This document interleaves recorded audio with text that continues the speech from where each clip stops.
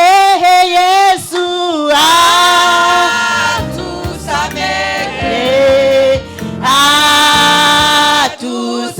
atusamehe, hakuna wa kufanana naye, hakuna wa kufanana na Yesu, hakuna wa kufanana naye, hakuna wa kufanana na Yesu, hakuna wa kufanana naye, ni kimbilio, ni kimbilio, ni kimbilio, hakuna wa kufanana naye, Santa wetu ni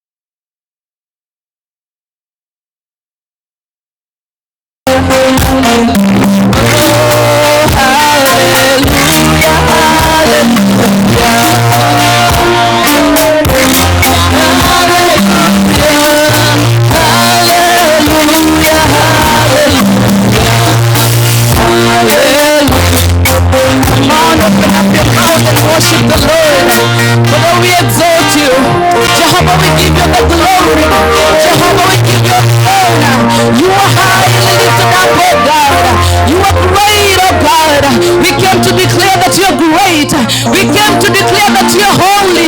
We came to declare that you're mighty. Father, we exalt you. We exalt you, Lord. We want to welcome your holy presence, oh God. We want to welcome the presence of your Holy Spirit.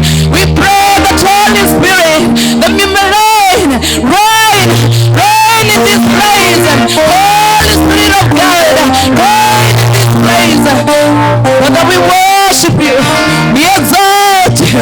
Come on, open your mouth and worship the Lord. Lift up holy hands and worship the Lord. Father, you are holy. We lift your name high. We lift your name high. We lift your name high. Higher than all the other names, oh God. And we declare that you alone are God. We declare that you alone are great. We declare that you alone are good. You alone are holy, oh God. We worship you, Lord. We worship you, Lord. We worship you, Lord. We worship you, Lord.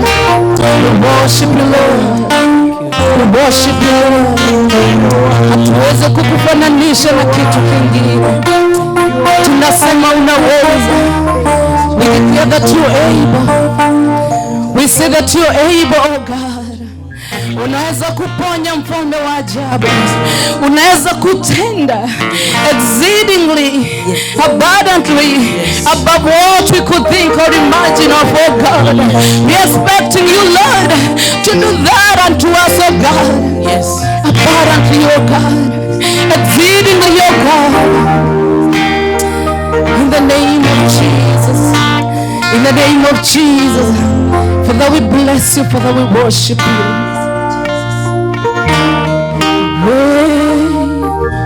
Jesus reign.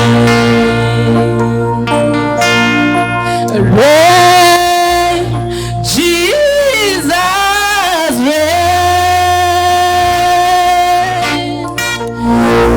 King of Zion, Judah's Lion, reign. Jesus reign. Reign, Jesus reign. Reign, Jesus reign. Reign, Jesus reign. Reign, Jesus reign. King of Zion, King of Zion, Judah's Lion, reign, Jesus reign. Reign, Jesus reign. Jesus reign. Reign, Jesus reign. Jesus reign.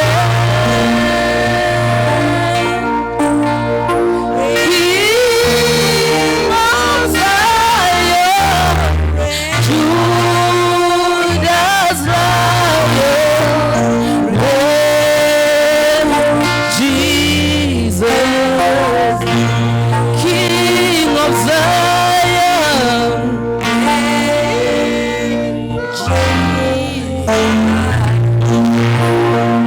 reign, Jesus reign. Reign, Jesus reign. King of Zion reign. King of Zion, Judah's Lion, reign, Jesus. Tell him to reign. We call him the King of Zion, and he's Judah's Lion. We say, reign, Jesus, reign. Reign, Jesus, reign. You are the King of Zion, the King of all glory, the King of all kings. Reign in power. Reign in power. Reign in our lives, oh God. Reign in this place. Yes, we worship you. We exalt you,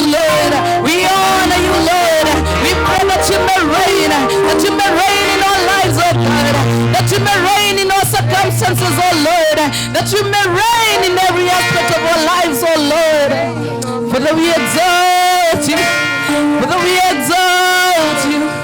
We pray that you may reign. Reign, reign, Jesus, reign. Reign, Jesus, reign. Reign, Jesus, reign. Reign, Jesus, reign. Reign, Jesus. Reign, Jesus. Reign in this place. We want to welcome your Holy Spirit. Holy Spirit of God. Holy Spirit of God.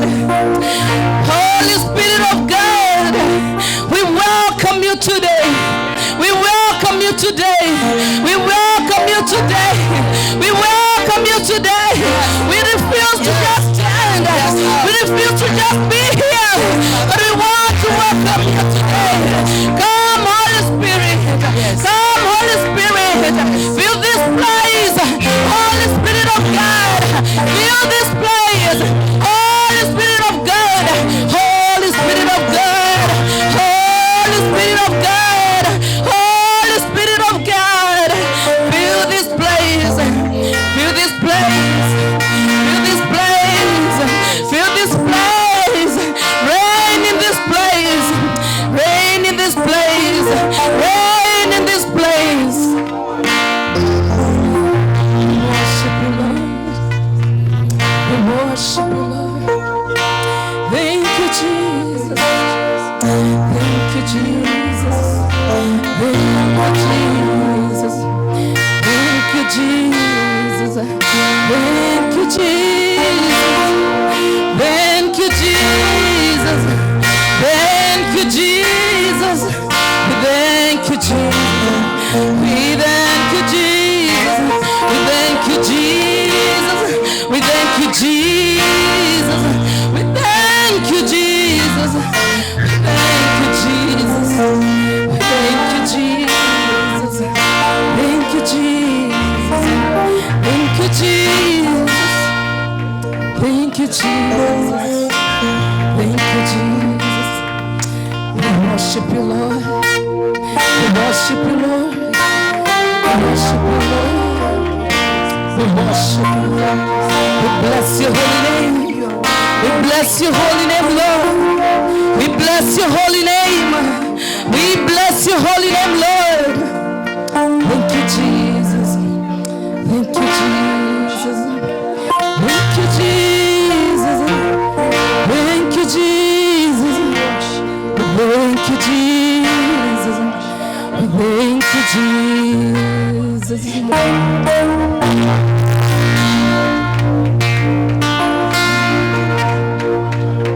Where am I?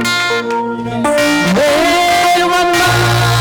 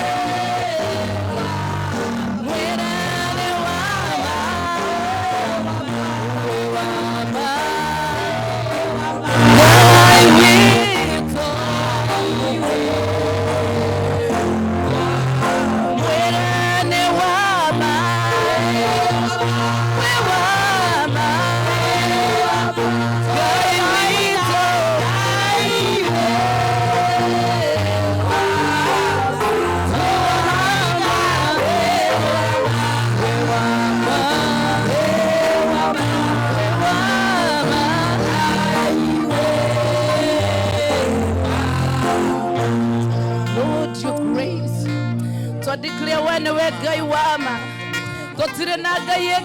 when we have no other God but you, O Lord. We exalt you, Lord, in the beauty of your presence, O God. We exalt you, Lord. We declare that you alone are God. You alone are God. There is no other God but you, O Lord.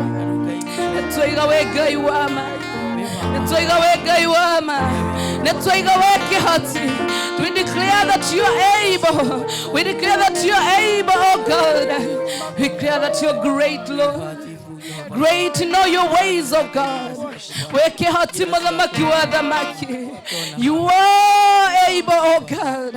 You are able, oh God. Thank you, Jehovah. We worship you, Lord. We worship you, Lord. Thank you, Lord. Thank you, Lord. Where we can know together, you can worship you, Lord. Jesus. We worship you, Lord. We give you our worship, Lord. We give you our worship, Lord. We give you our worship, Lord. We worship you, Lord.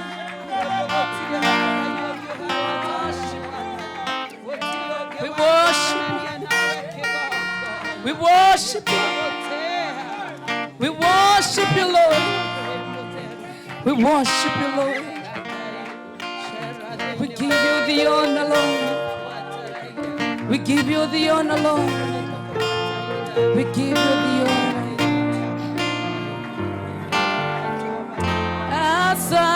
Asante Yesu, Asante Yesu, Asante Yesu, Asante Yesu.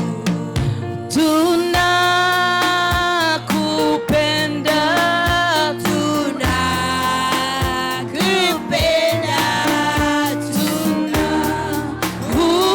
tunakupenda, tunakupenda.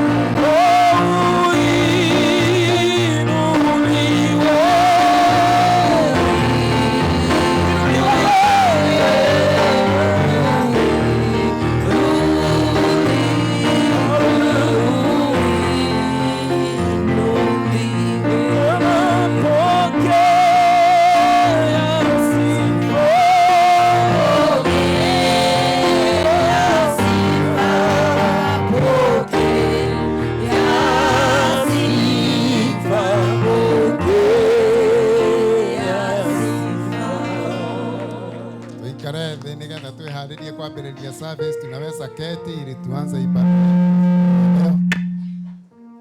Maradhi magwo harea mahoya henie maradhi magwo harea mahoya ga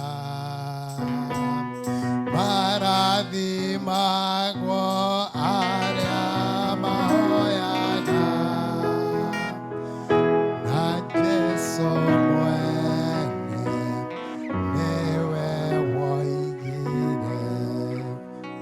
we shall start our session of prayers by remembering our church and the church at large. And we have Pastor Pore who is going to read on us on that. And then we are going to pray for the nations, remembering our Kenya. We are going to pray against the spirit of corruption, tribalism. And also we are going to pray for the election in the United States. We know that we are at the corner. We are expecting it to happen. And there is somebody to lead us in those prayers. So, Pastor Paul. Thank you. Amen. Lift up your holy hands. Amen. We want to pray for the church. The church is not you, is not the mortar and bricks, but the church is you and I. It is the ecclesia, the chosen and the called out ones. Amen. And we are going to pray for the church. We are going to pray for the global church of Jesus Christ. We are going to pray for St. Mark's Anglican Church here in Seattle, where you are missionaries of Christ sent to love and to serve. And we are also going to pray for the MBCI meeting that is going on right here in Seattle. Amen. Why don't you lift up your faith as we pray together? Our Heavenly Father, in the name of Jesus, we thank you and we honor you, dear God, for your goodness, for your love, and for your mercy. Thank you, Lord, that you gave your only begotten Son, that he came and he died on our behalf. And today we stand the saved of God, the redeemed of God, the loved of God because of the finished work of Calvary. And so, dear Lord, we want to thank you for this Sabbath day that you have given us all over the world. Churches are gathered outside in big buildings, in small buildings, just to call upon your name, oh God, and to propagate the kingdom of God. And so today we pray that wherever your people are gathered, oh God, may the rain of the Spirit fall in the name of Jesus and refresh them, oh God. May the fire of the Holy Spirit be in their midst, oh God, in the mighty name of Jesus Christ. And so, Lord, today we bring St. Mark's Seattle Church before your hand. We thank you for the set man of God, our dear servant of God, oh my God, as he continues to lead and to shepherd your people.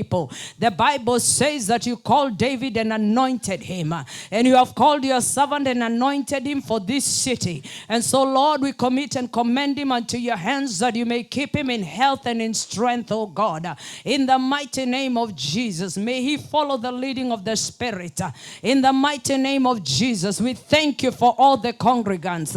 We thank you for the men of St. Mark's Church. We thank you for the women of St. Mark's Church. We thank you for the young and old, oh God. We bless you because they have chosen to make this their home church, oh God. And I pray as they continue to love and to serve together, oh my Father, that you may continue to bless each and every one of them. I pray that, Lord, may your purposes stand, oh God. May your purposes come to pass, oh God. In the mighty name of Jesus, may the vision of this house continue to grow. In the mighty name of Jesus, may you be the provider, oh God, for this vision. In the mighty name of Jesus, above all, we pray that the Spirit of the living God shall reign, oh God. In the mighty name of Jesus, the Spirit will manifest, oh God, in all the services as your people gather. In the mighty name of Jesus. And right now we declare to Seattle, hear the word of the Lord. St. Mark's Church shall stand. In the mighty name of Jesus, St. Mark's Church is established. In the mighty name of Jesus, we thank you, Lord, for the mission and assignment for St. Mark's Church. Indeed, it shall come to pass in the mighty name of Jesus. And right now we speak to the atmosphere. In the mighty name of Jesus, we speak to the Spirit. We speak to the territorial spirits. Hear the word of the Lord. You cannot attack this church. In the name of Jesus, we come against every work of the enemy, every agenda of hell. We destroy it and cancel it in the mighty name of Jesus. And Father, we thank you for St. Mark's Church. It shall stand in the name of the Lord. We bless you and we honor you for all the church workers as they serve, oh God. May they serve in joy. May they serve in love. May they serve in unity. May they serve in humility. In the mighty name of Jesus, may they honor their Father in the name of the Lord. Father, I thank you that as they serve you, you are attending to their matters, oh God, in the name of the Lord. We bless you and we honor you. Today we want to remember the mission to the Body of Christ International, the MBCI meetings that are going on right now in Seattle. We bring the director, Apostle John William Kemani, before you. We thank you for the Seattle Pastors Fellowship who are working together with him. Indeed, it is for the body of Christ, Almighty God. As these meetings are going on, Jehovah, we thank you because you have remembered Seattle. You have remembered the United States of America. Father, I thank you that it's just not another gathering of saints, but things are shifting in the atmosphere. Things are moving in the atmosphere. We are declaring America for Jesus. We are declaring America for Jesus. America for Jesus. In the mighty name of Jesus, we declare that you are Lord, you are Adonai, and you reign over America. And so, dear Father, as that meeting is coming to conclusion today, we pray that Jehovah God, may your hand be upon that meeting. May your anointing rest heavily upon that meeting.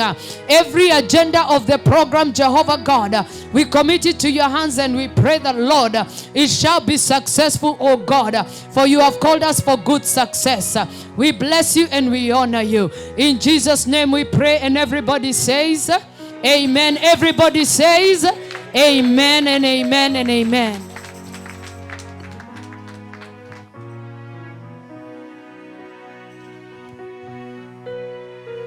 Everlasting Father, we continue calling upon your name, Jehovah God.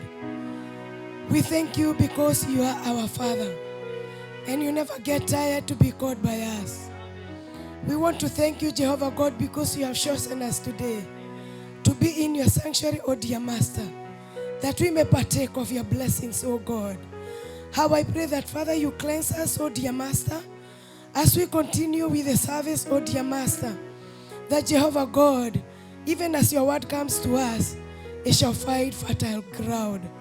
And now this hour, Jehovah God, we want to remember the widows.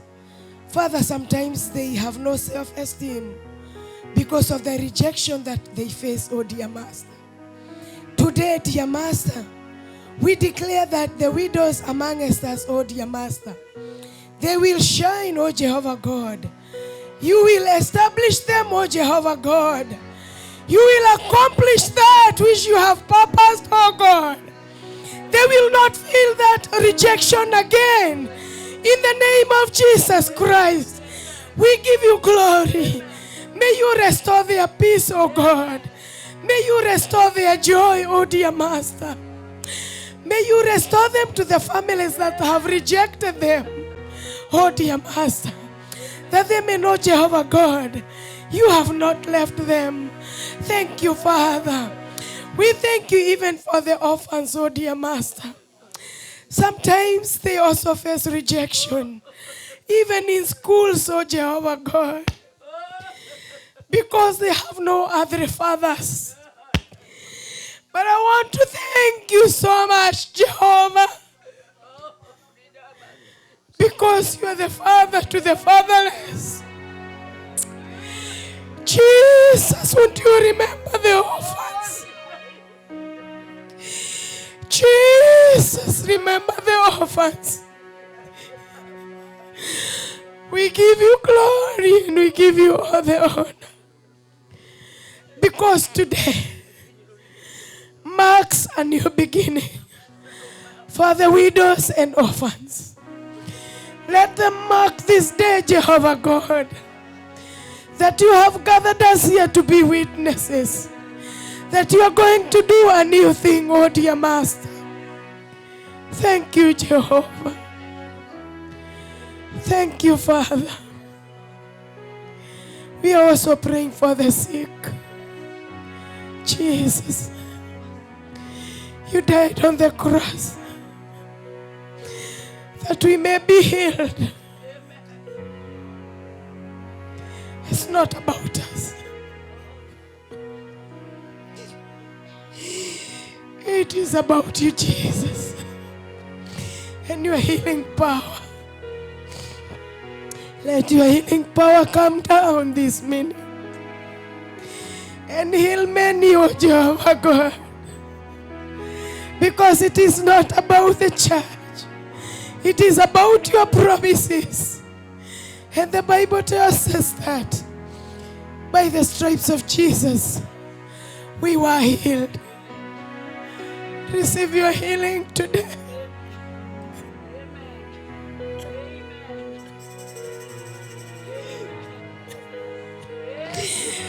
Receive your healing today. Because the Son of God is in the house. Jesus, we give you glory. Jesus, we exalt you. Thank you so much for visiting us. Thank you, thank you. We declare we are healed of our sins, of our diseases, of our rejection, of our desperation, in the name of Jesus Christ. This morning, Jehovah God, we are remembering the prisoners. Father, we condemn them, forgetting that we are all sinners. And if we were to go to jail because of our sins, we would all be in prison. Father, remember them, oh dear Master. And as you remember them, Jehovah God, save them. Save them, Jehovah God. That Master, even if they may not leave the prison, they will meet you in paradise. We give you glory. We give you all the honor. Father, we worship you. We give you glory. We give you all the honor. Remember our families, oh dear Master. Sometimes we are so desperate, Jehovah God, because our relationships are not good, oh dear Master. I pray that Jehovah God, in this season of restoration, Father, may you restore every family. May you restore every relationship, oh dear Master. We come against the spirit of divorce that may be hovering in our families, oh God. Satan, we bind you in the name of Jesus Christ. And we know that the families will stand, not because of us, but because of the blood of Jesus Christ. Father, we thank you for our husbands. We thank you for our wives. We thank you for our children. Jehovah God, sometimes we get discouraged that our children are not walking according to the ways that we have taught them. But we thank you so much because we have taught them. And you tell us to teach our children the ways of God, and they will never depart from it. Father, we pray that during this time of revival, you will restore our children. You will restore our children. Them that are lost in alcohol, oh Jehovah God, we bring them back in the name of Jesus Christ. Them that are taking drugs, oh Jehovah God, we declare that they are free in the name of Jesus Christ. And I pray that Jehovah God, we shall not cast them as parents, because the power of death and life is in our tongues. We give you glory. We give you all the honor. We exalt you, Jehovah. Thank you because you answer us. Thank you, Father. Thank you, Jesus. We adore you. We magnify you. We exalt you. We plead the blood of Jesus in every situation, that Jehovah God, from next week and even from this afternoon, we shall hear testimonies of people who have been healed, of people who have been redeemed, of people who have been delivered, of them that have received back the joy of salvation. We give you glory and we give you all the honor.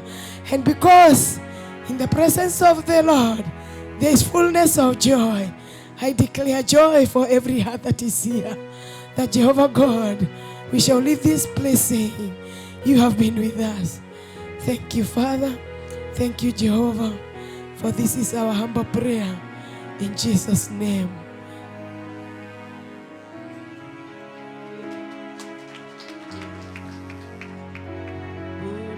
Unaweza kufanya, unaweza kutenda mambo makubwa zaidi ya niombavyo.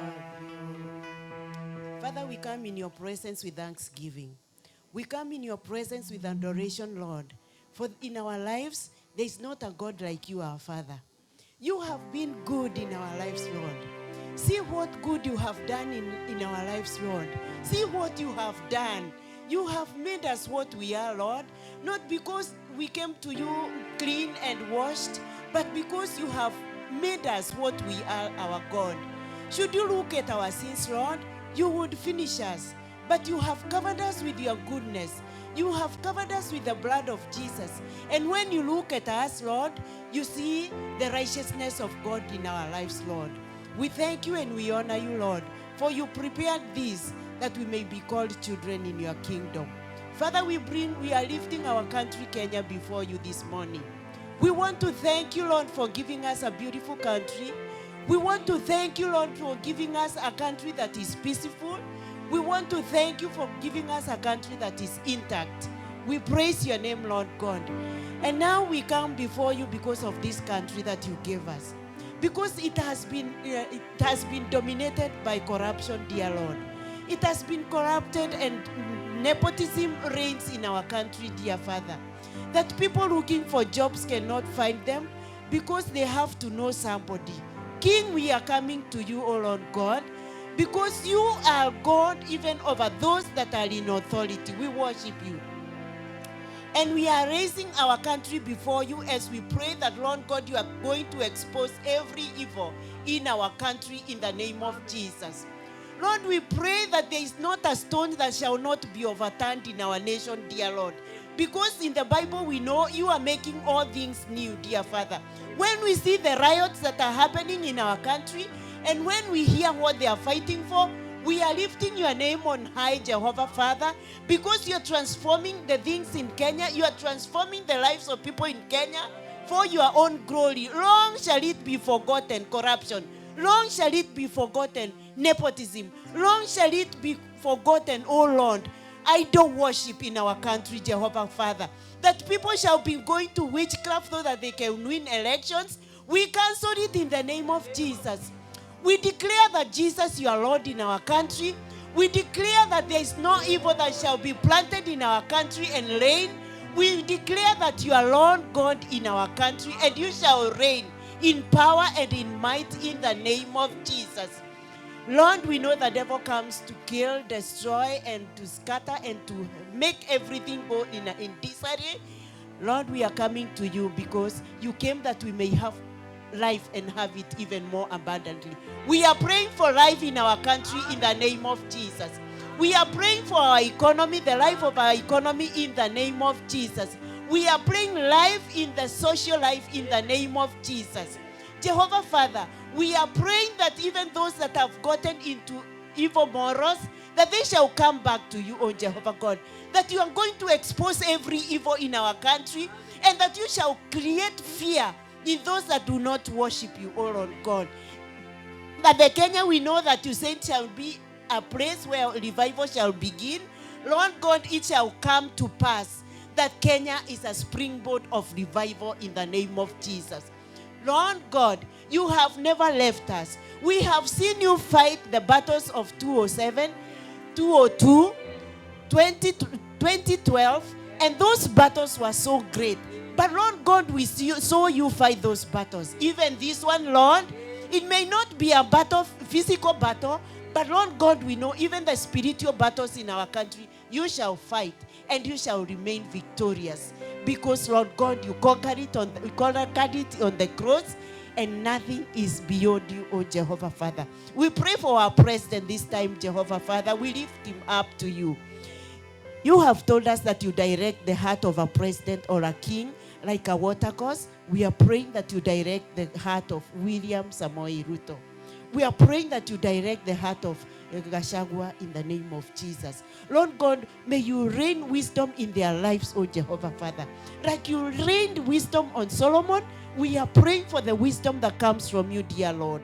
We are praying that Jehovah God, they shall wait for your direction, and then they shall follow you to the glory and honor of your name.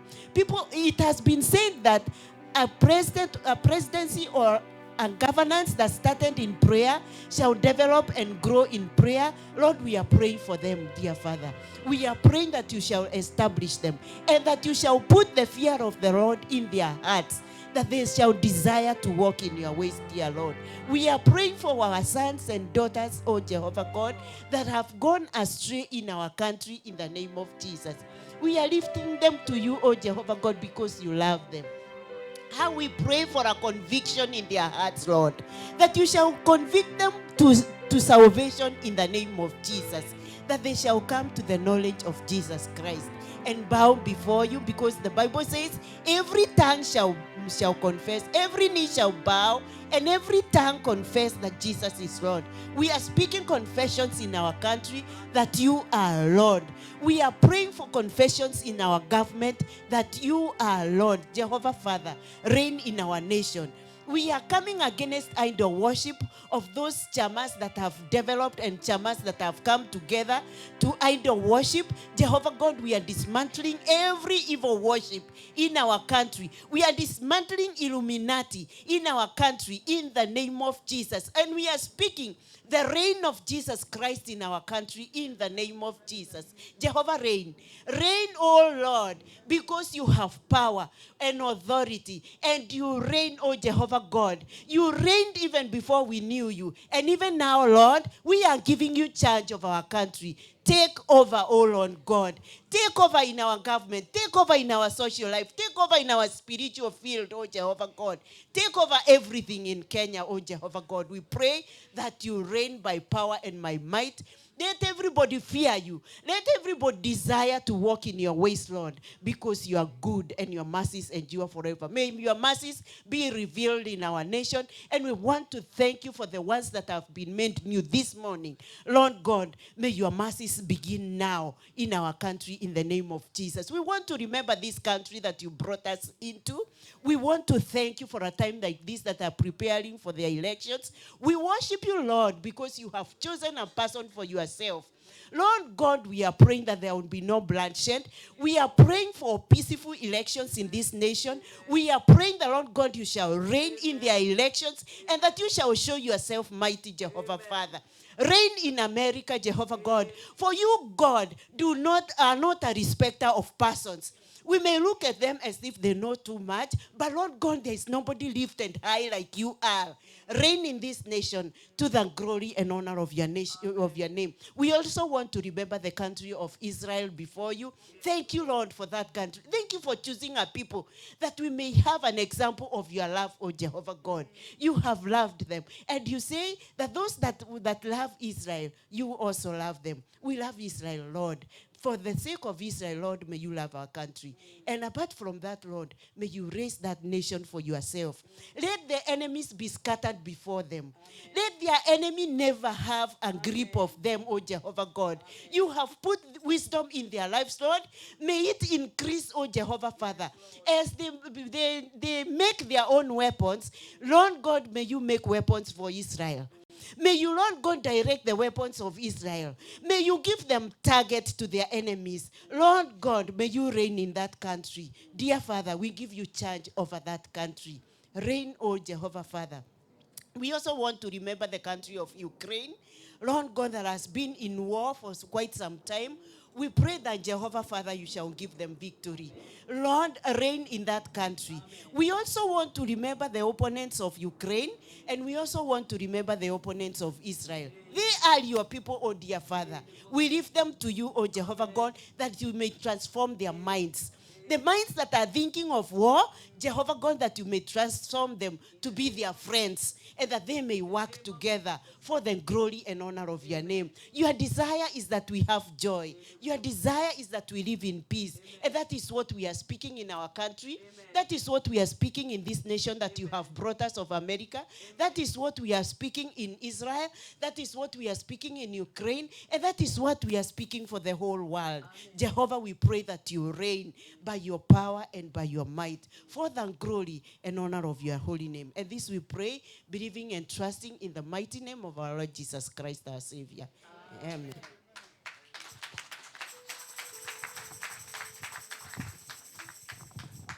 Thank you so much for that session. Normally, this is a Kikuyu service, so sometimes you are going to find us mixing Kikuyu, Kiswahili, and Kiingereza because we have people that cannot understand Kikuyu. If you are not fluent in Kikuyu, we shall try to use language that maybe by God's grace you can understand. Our service, I think, is turning to be international. I can see some people who are Maasais. We have a Luhya here. I think I wish tribalism may end everywhere, that we may live together and worship together.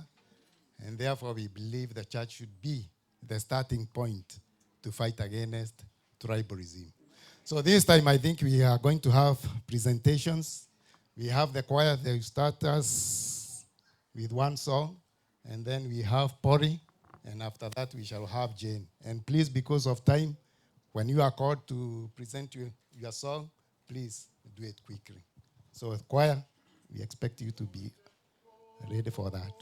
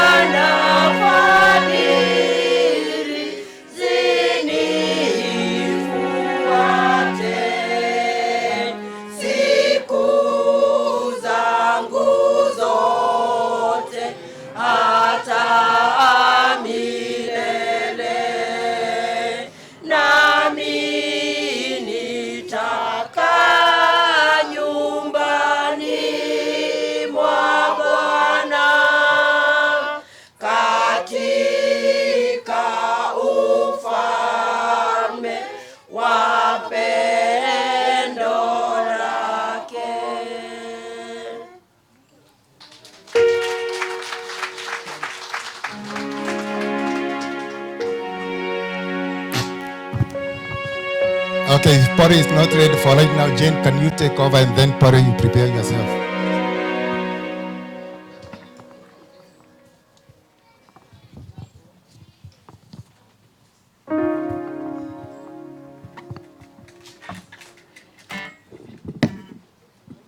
Amen. Praise God. Naitwa Jane na nimeokoka. Yesu ni Bwana. Najua kuna watu wameniuliza certain songs, different songs. Nimeenda neutral. Kwa hivyo sitaweza kuimba yoyote because I don't want to favor anyone. It's a prayer and a thanksgiving to God. Oriajekire.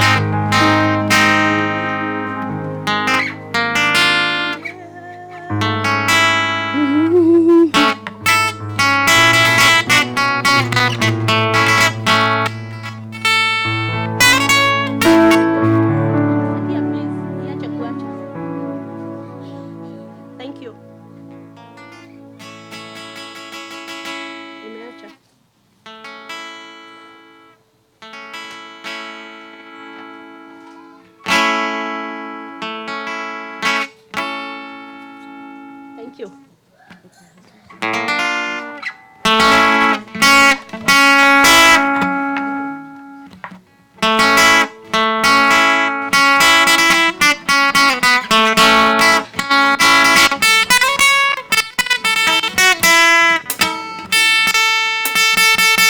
Inaacha.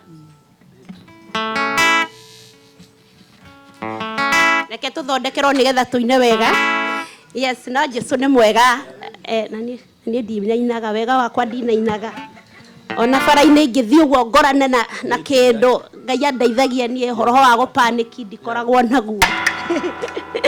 Amen. Yeah, iko sawa sasa? Good.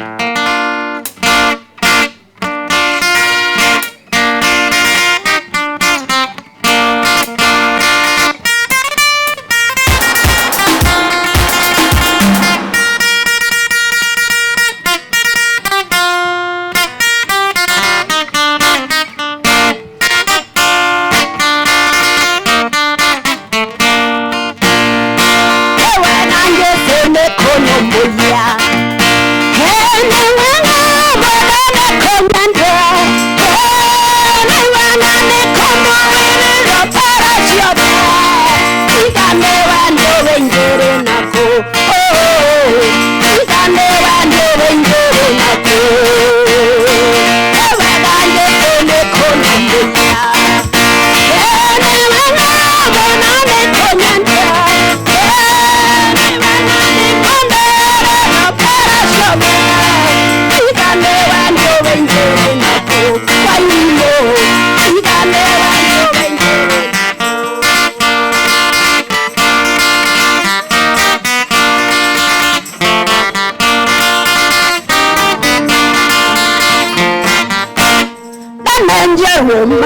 no marike ngoma kihareria ngweterere nakana kinya nayaragara ogakomanyire muoyo ogakomanyire muoyo obagande kone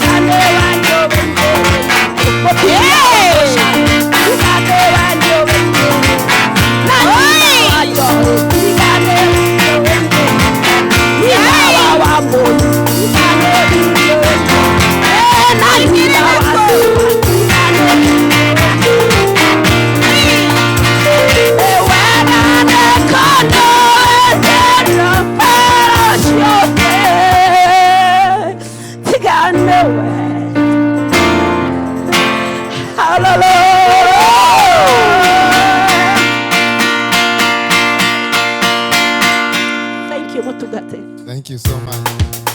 Unfortunately, don't have to na dumekunyititwo ni roho wa tene. No ni wega maundu ini mothe twi nyumba ya Ngai. I think now we have Pori, and then after Pori we shall have Pastor Joyce, Stella, Bwana asifiwe kanisa. Teresa and Jane there. So please prepare yourself, and if you can come in front so that we may follow one another, that will be fine. It will save us a lot of time. Bwana Yesu asifiwe. Kwa wageni, naitwa Pauline Mwangi, nimeokoka na mpenda Yesu. Kwa sababu ya wakati, tutaimba wimbo mpya. Rwimbo rwerũ.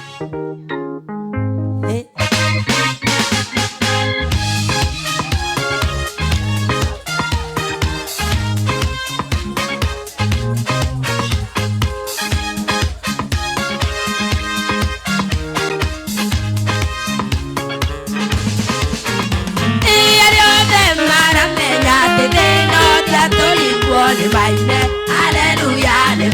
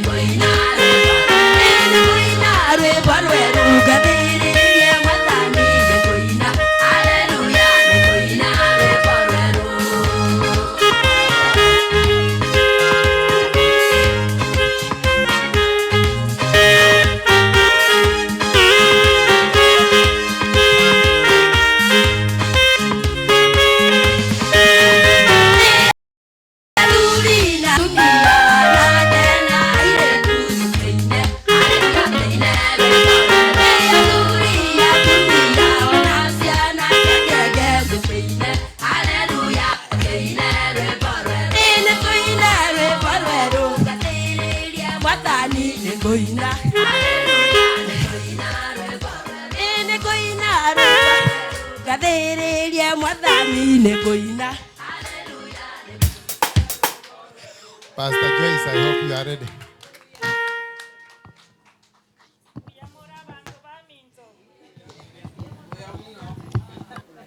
Mbuyamore. Si mseme na sauti sababu Mungu ametuwezesha leo. Mbuyamore. Na kimogo teba. Torese nyumba ya Nyasaye, we are in the house of God. We have come to Mount Zion to praise God. Wangapi wamesema kuna ushuhuda leo, tunamshukuru asante sababu tumefika leo. Thank you Pastor. Thank you all the ministers of the gospel here.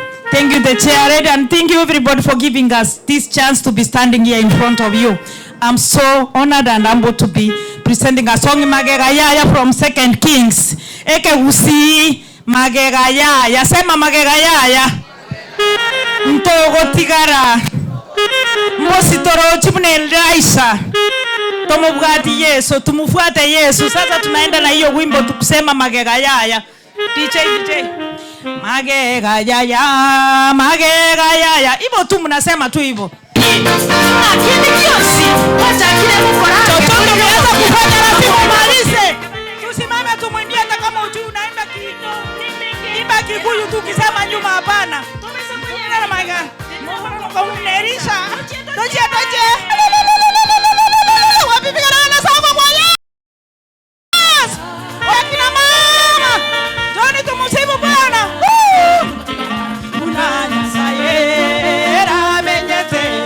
Imoze ondoje. Moikai jengene. Sekerege saku. Inanelingana. Magegaya. Twende. Magegaya. Inje tingo tigara. Unanya saye. Amenyete. Imoze ondoje. Moikai jengene. Sekerege saku. Inanelingana. Atagete como ireli chaigoro injera kobako ragiri gali kamote bierisha tigar megega nelia kabera kamote bierisha ramundisha tigar magega o monene ontomire yeliko na inderisha akamokanya Magegayaya. Nyuma pan. Kata kabisa. Mwambie sitabaki nyuma.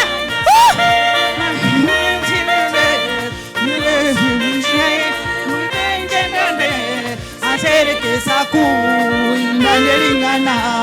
Magegayaya. Inje tingo tigara. Unanya saye. Amenyete.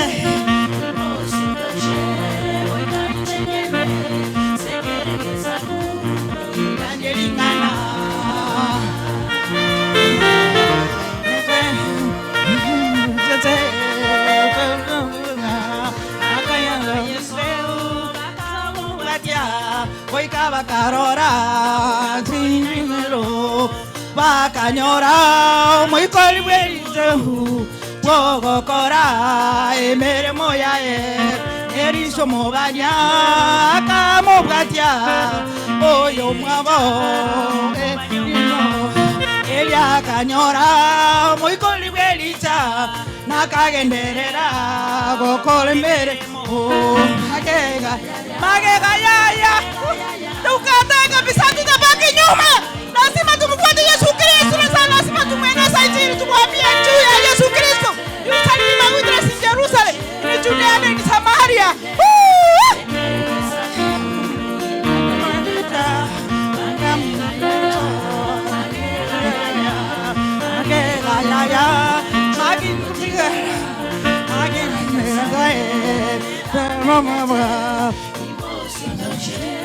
Wika inje ndani, segerege saku, inanelingana.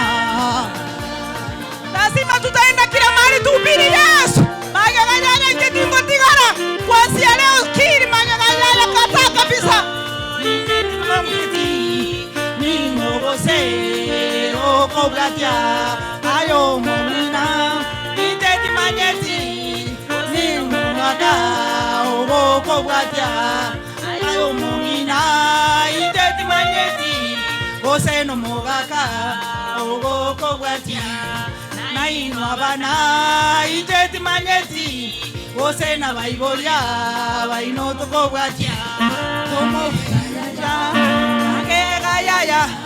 agegayaya inchetingo tigara una nyasae amenyete imbocio ndoche goika intengende sekeregesa ku nanderingana agegayaya kata kabisa utabaki nyuma hata kama ni Dora itakufanya ubaki nyuma kaza kumhubiri Yesu. Oikaitendanye sekeregesa ku nanderingana tomo waje Yesu erenerenzera yobogima asere toko nyora kende yosi keria totanyole ase manya bantu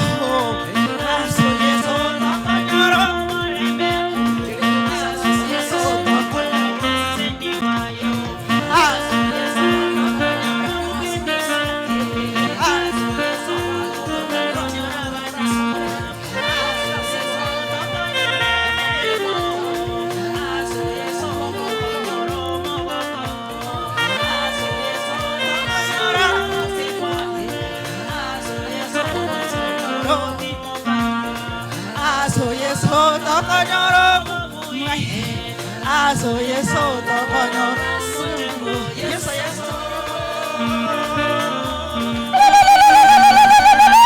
wapigana na samba kwa Yesu kuna raha kwa Yesu kuna raha nani kuna raha kama mimi nimemwona Yesu akiponya wagonjwa akitenda miujiza. Asante mwenye kuelewa juu ya hiyo wimbo aende YouTube ataona vile tumetranslate hapo. Stanza ya kwanza inasema vile Elijah and Elisha walikuwa wanatoka Gilgal. Elijah akaambia Elisha abaki nyuma.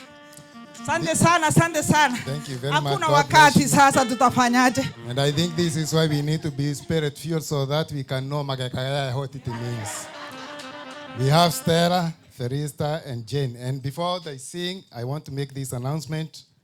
If you own Nissan CGZ 0857, the windows are open. So because of the people that walk around, you need to close your windows. Otherwise, in case you have something that you cannot control, we have 2 rooms there, and they are unisex. You can use any. And also we have bathroom this side, and we have men's bathroom.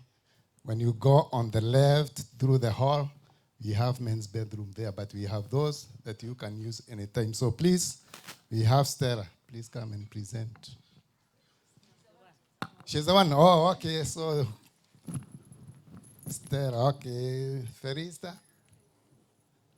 You are Theresa? Okay, then come before her. You can come if yours is ready.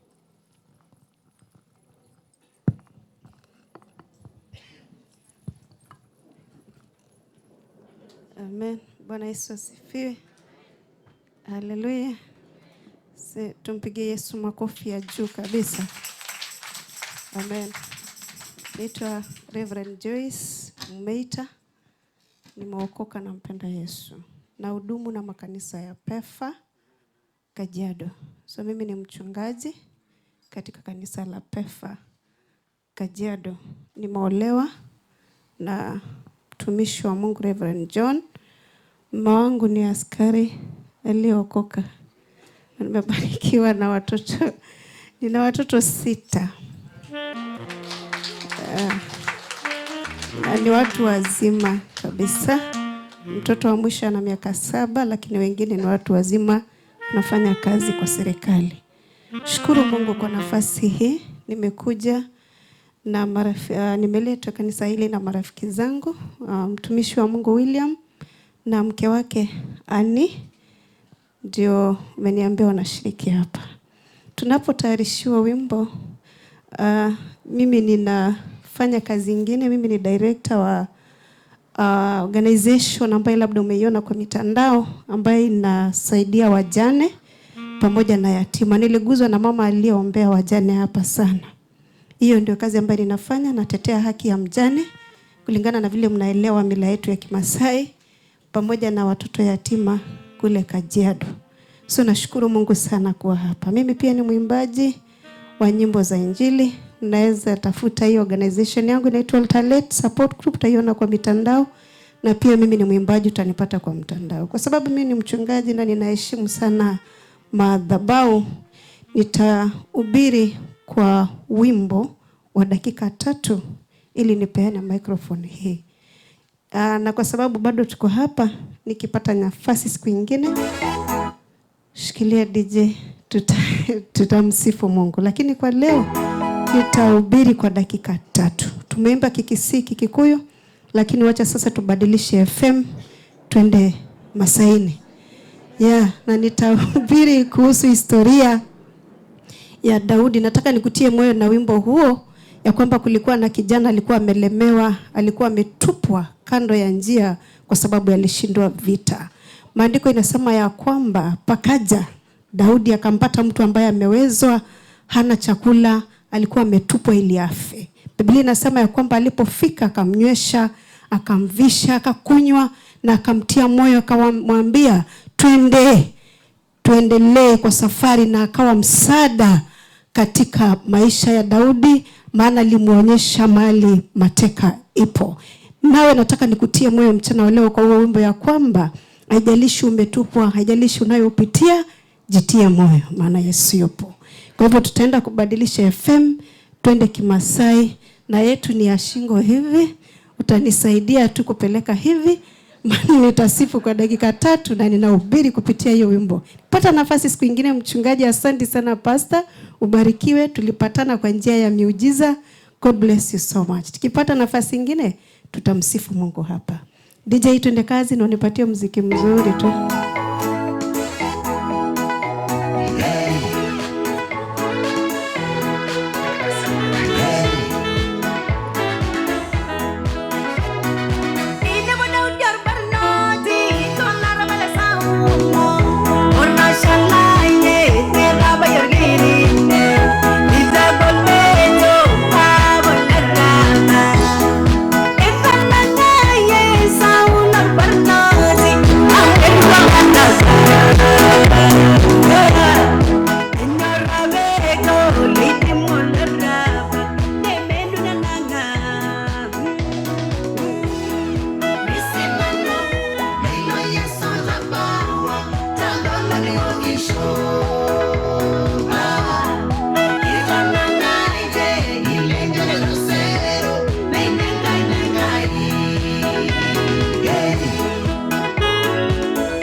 Tupeleke shingo namna hii jamani.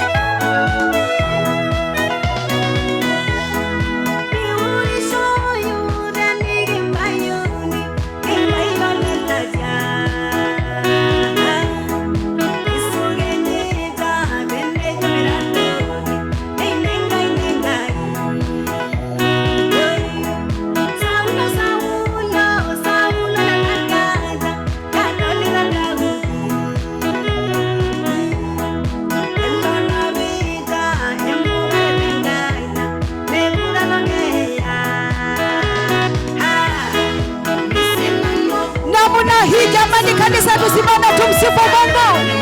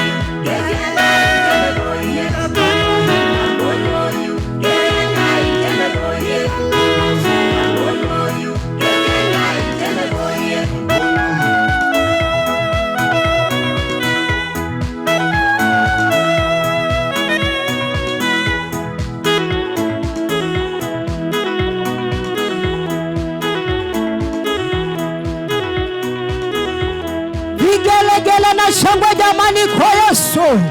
Nasema vigelegele na shangwe kwa Yesu. Mungu wa mbinguni awabariki na awatende mema. Tukipata nafasi wakati mwingine tutamsifu Mungu. Asante. Thank you so much. I think what you need is just go and look for love and just stretch your muscles because of the exercise you have done. Thank you so much, our sister. We appreciate you and God bless you. Now, because of time, I think we are going to prepare ourselves for the offerings. I think you have an envelope. As our sister comes to present, that is the time that we shall pass the basket for the offering. So, Sister Felista. Bwana asifiwe. Haleluya. Majina yangu ni Felista. Namshukuru Mungu kwa sababu ya kunipatia nafasi nyingine ya kuja kwa hili kanisa. Yesu ni Bwana, na tutaimba wimbo ambao unasema keremaine keremaine ndipo Mungu huwa. Keremaine keremaine ndipo huwa ninapeleka sala zangu na Mungu anasikia. Na ningeomba tafadhali wacheni tusaidiane. Okay. Hallelujah.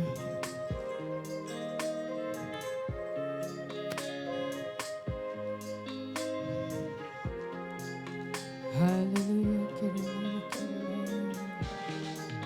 Keremaine ne hokeka uroko. Keremaine hena maudu mega. Keremaine toshemanagia nawe. Keremaine, keremaine, keremaine ni hoena uhuruko. Keremaine na maudu mega. Keremaine toshemanagia nawe. Keremaine, keremaine. Keremaine ni hoto shamanagia na fafa. Toshamania na fafa. Mathaithana makwa kama igua. Hallelujah.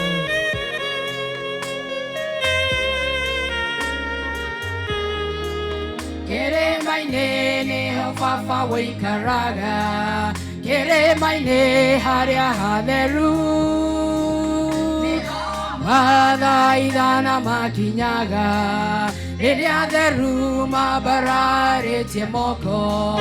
Keremaine niho baba waikaraga. Keremaine haria hatheru. Niho mathaithana makinyaga. Riria theru mabararetie moko. Hallelujah.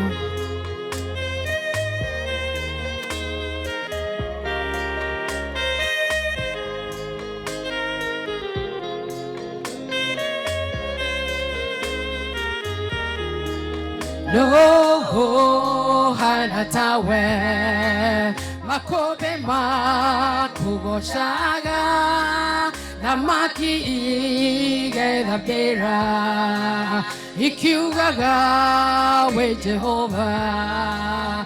No hanatawe makobe makugoshaga namaki igeda bera ikiugaga we Jehovah. Ona thamaki nĩ cithambagĩra na rĩrĩa irathambĩra ikauga atĩ we nĩ Jehova, nĩ tondũ gũtirĩ mũndũ kana nyamũ ĩtoĩ Ngai nĩ agocagwo.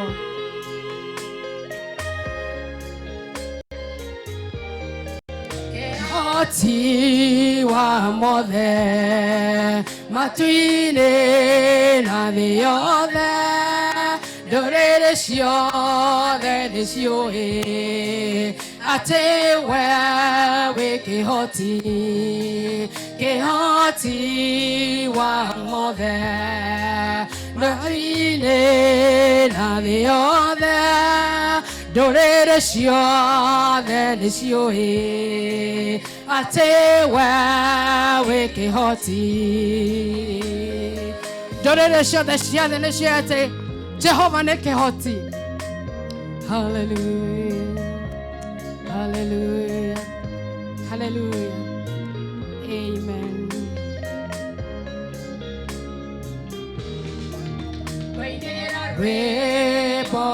Reporwero geraha maweko maku loria we hinya moige oikareire gete giaku goinera reporwero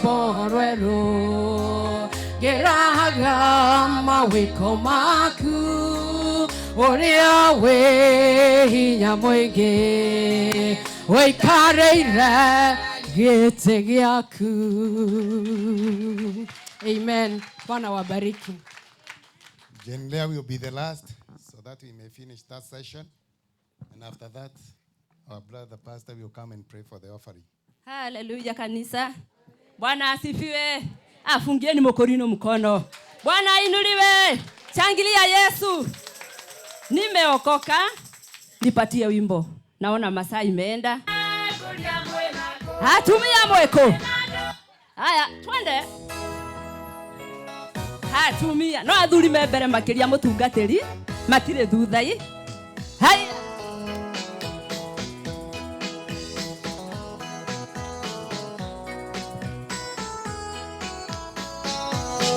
Inyo muthako ui. Tumia kuria mwenako.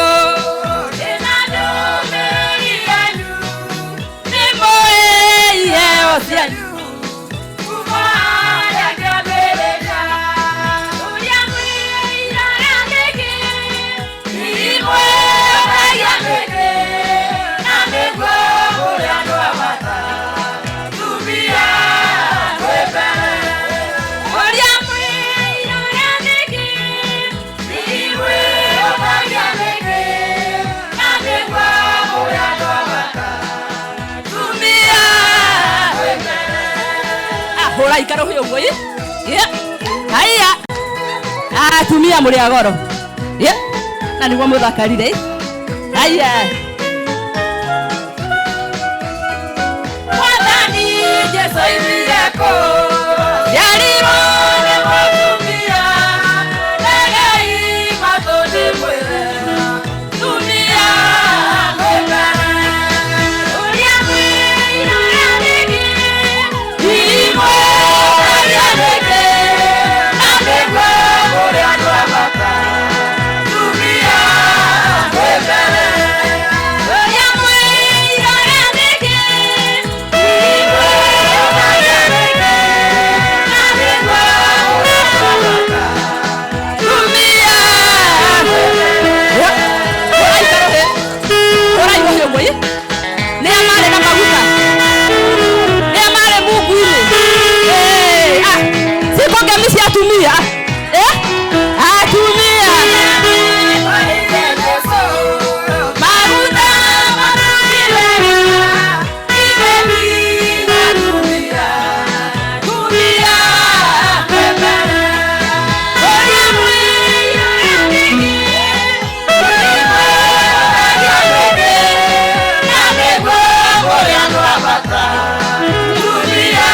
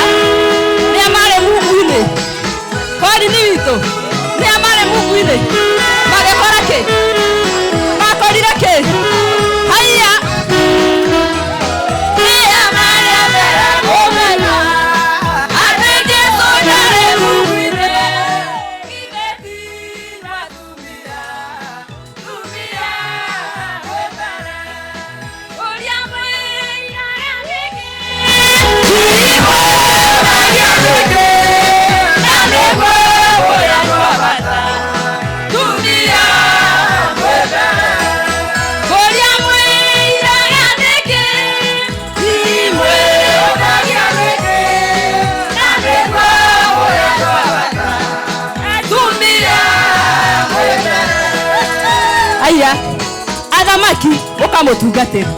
Athamaki taya na atungatĩri taya maciarirwo nũ? Matenagio no. Hallelujah. Adama kina nene yote.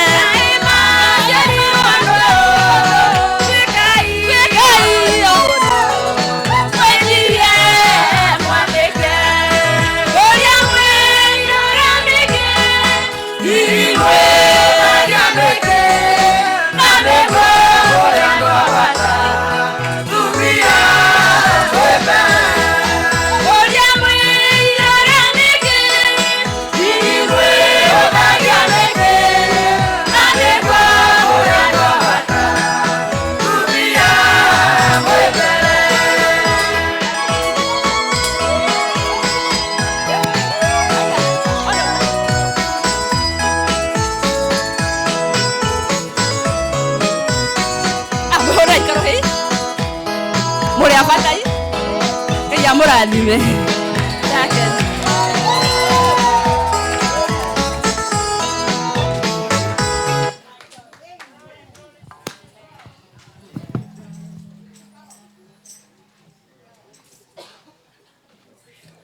Ma atumia ne agoro atumia mwepere no ngũiguĩte athuri me hau kabere hanini niguo ngũiguĩte. Bwana Yesu asifiwe. Tumemsifu Mungu na nyimbo na sauti zetu, na tumemsifu pamoja na matoleo yetu. Hebu na tumshukuru huyu Mungu kwa kutuwezesha kufanya hayo yote.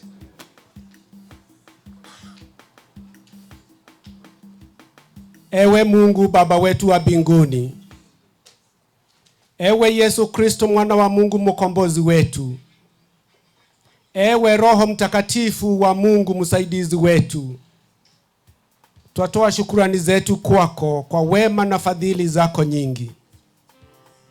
Asanti kwa kutuita sisi watoto wako kukusanyika hapa ili tuweze kukusifu na nyimbo na sauti zetu. Asanti kwa vipawa ambazo umetupa kila mmoja wetu, ambazo tunatumia kukusifu nazo. Asanti pia kwa vile umetuwezesha kuwa na akili na mili ambayo inafanya kazi mzuri. Twatoa shukrani zetu kwako, maana wewe ndiye mpaji wetu. Kama sio wewe hatungekuwa na huo uwezo, na ndio twaungana na malaika huko mbinguni kusema wewe ni mtakatifu, mtakatifu, mtakatifu, Mungu mwenye enzi milele na milele. Asanti kwa kazi zile umetupatia kila mmoja wetu ambako tunatoa mkate wetu wa kila siku. Asanti kwa nguvu ya kufanya kazi.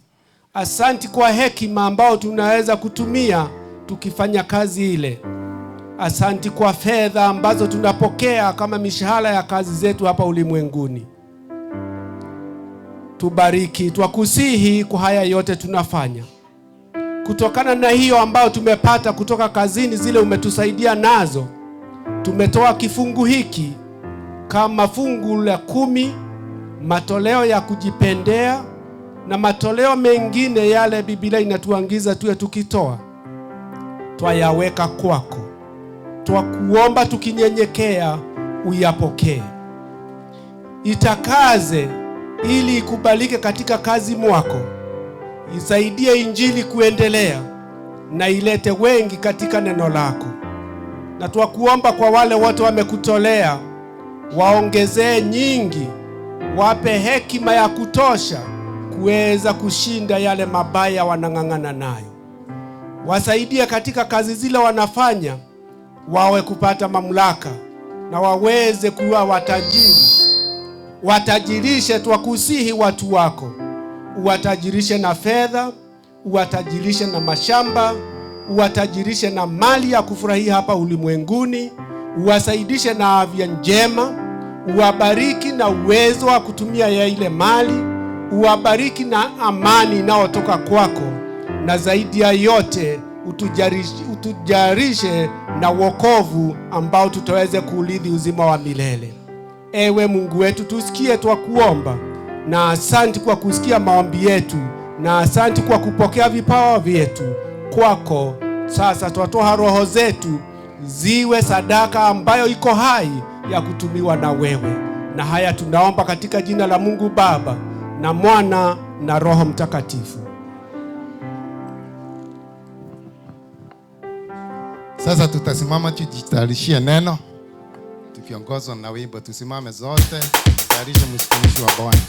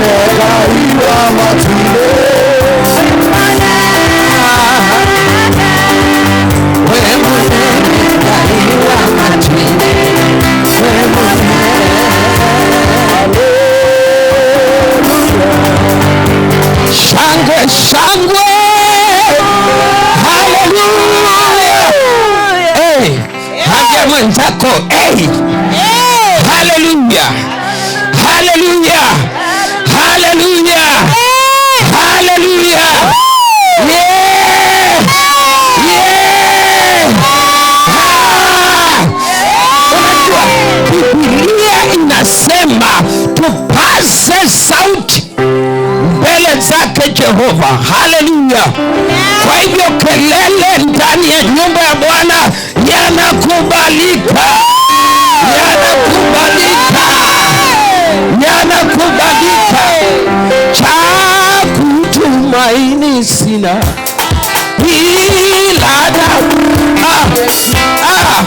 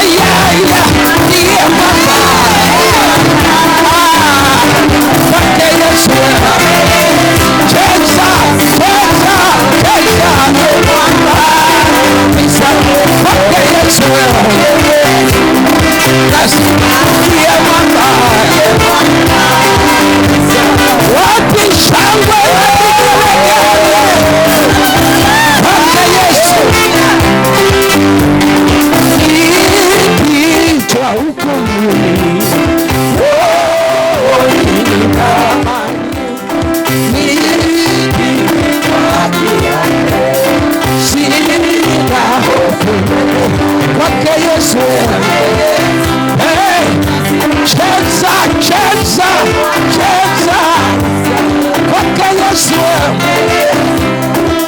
Ndiye mwamba njia yangu ni wewe, yeye unipa wokovu. Mawimbi yakipiga, nguvu zake nizona. Ona njia yangu ni wewe, yeye unipa wokovu.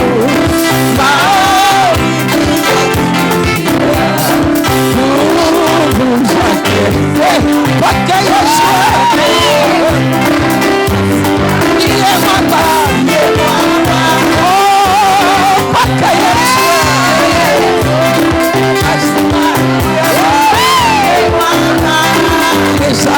porque roho lazima ndiye mwamba, porque roho lazima ndiye mwamba. Neno kwake neno lazima ndiye mwamba, kwake neno lazima ndiye mwamba, kwake neno lazima ndiye mwamba.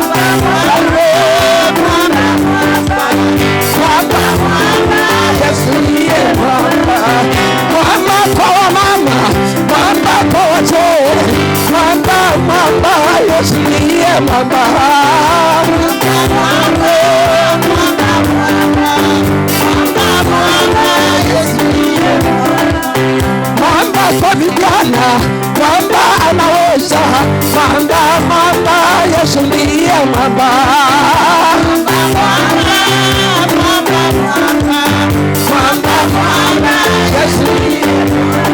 Yesu ndiye mwamba, Yesu ndiye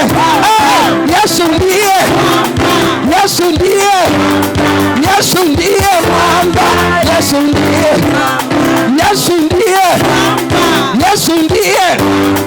Yesu ndiye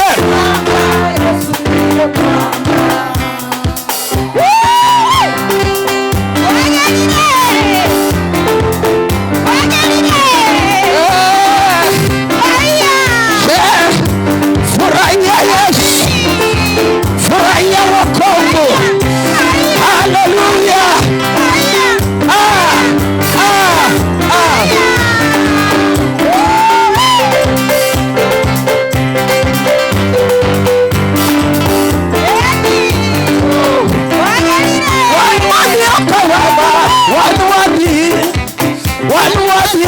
Yesu wanuwadi chama, wanuwadi oka baba, wanuwadi chama, wanuwadi oka Yesu, wanuwadi chama, wanuwadi oka pakorwa, haleluya, ka Yesu, imba.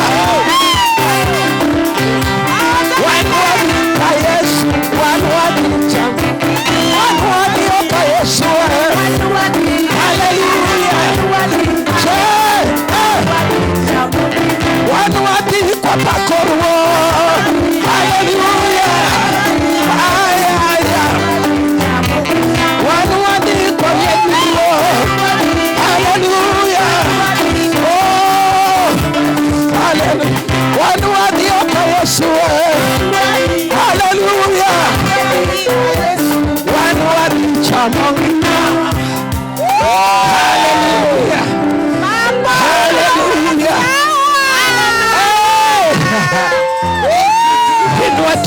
mikono mbele ya Bwana. Hallelujah. Haleluya. Hako mahali hapa. Uwepo wake uko mahali hapa. Inua tu mikono. Dakika moja. Haleluya. Haleluya. Oh, riataba boyanta. Muamini Yesu ni mweza yote. Yanayekushinda ni yeye anayeweza. Muamini Yesu ni mweza yote, yaliyekushinda Bwana anaweza. Muamini Yesu, muamini Yesu anaweza yote, yaliyekushinda Yesu anaweza.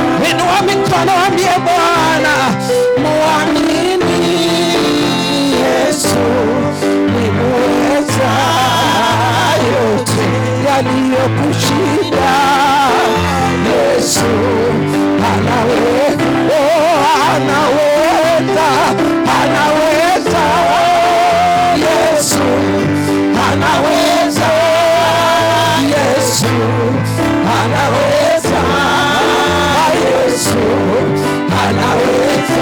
Ambie Yesu anaweza, anaweza. Oh, Yesu anaweza, anaweza Bwana, anaweza, anaweza. Mwaminifu Yesu, mwaminifu Yesu, mwaminifu Yesu, mwaminifu Yesu, mwaminifu. Ni wa baraka Yesu, wa baraka Yesu, wa baraka, wa baraka Yesu, sema wainua, wainua Yesu Baba,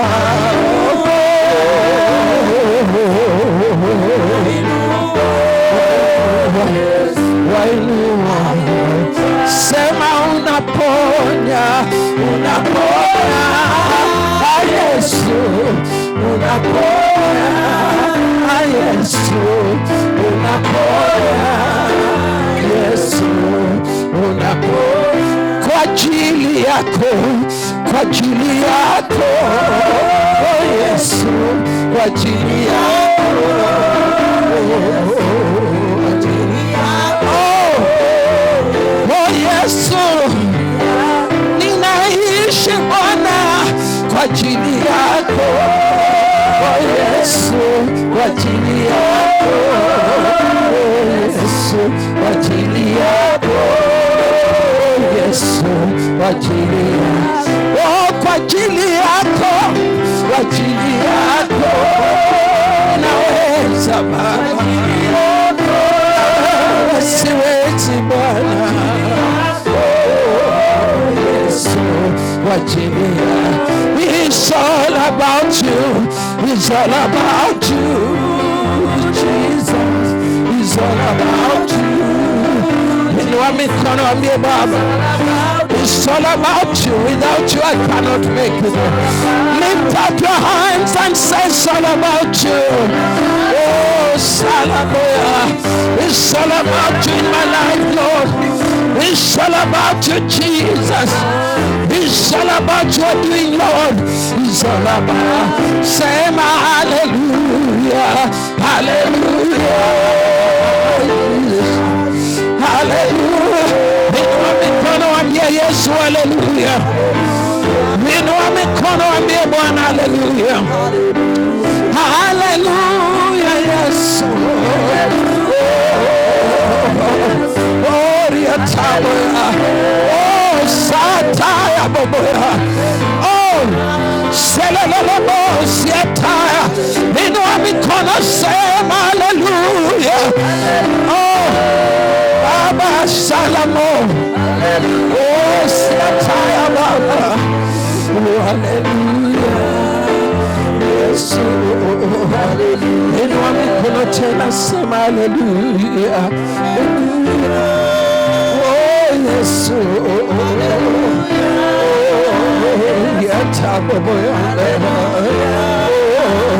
Yesu. Oh haleluya Baba.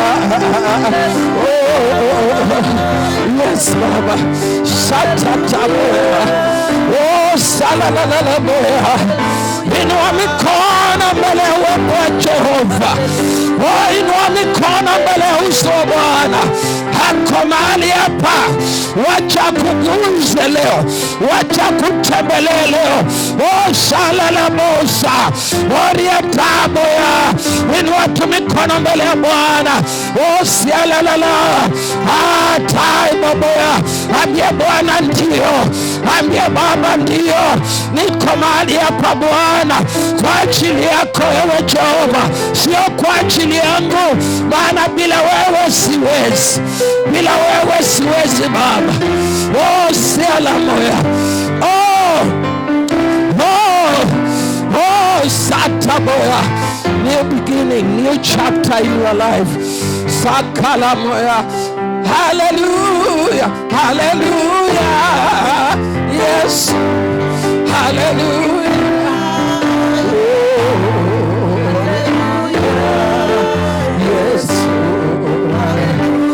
Inua mikono tena, sema haleluya. Yesu,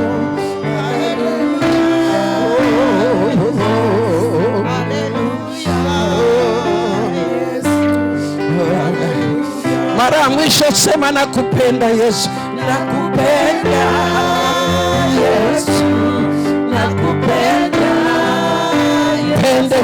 Mpende tu Bwana. Nakupenda Yesu.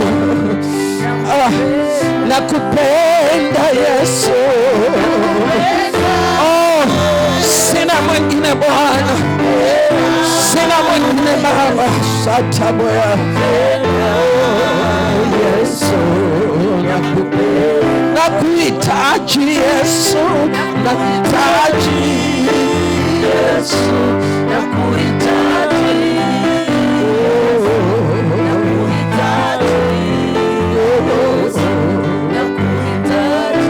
Mikono mara mwisho sema nakuhitaji Yesu, nakuhitaji. Yes, yes. Akujaze, akujaze, akujaze mara na mara. Kuhitaji Yesu. Yes, yes. Ameona moyo ulionyenyekea na kubondeka ndani yako. Ameona moyo ulionyenyekea. Wacha Yesu, wacha Yesu, wacha Yesu.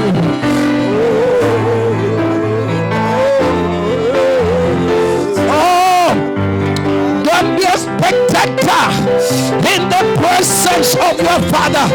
Don't be a spectator in the house of Jehovah.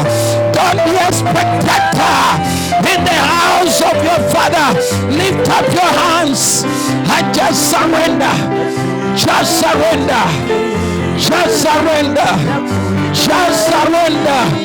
Just surrender. Oh, Riataboya. Oh, Siala Messiah. Oh, yes.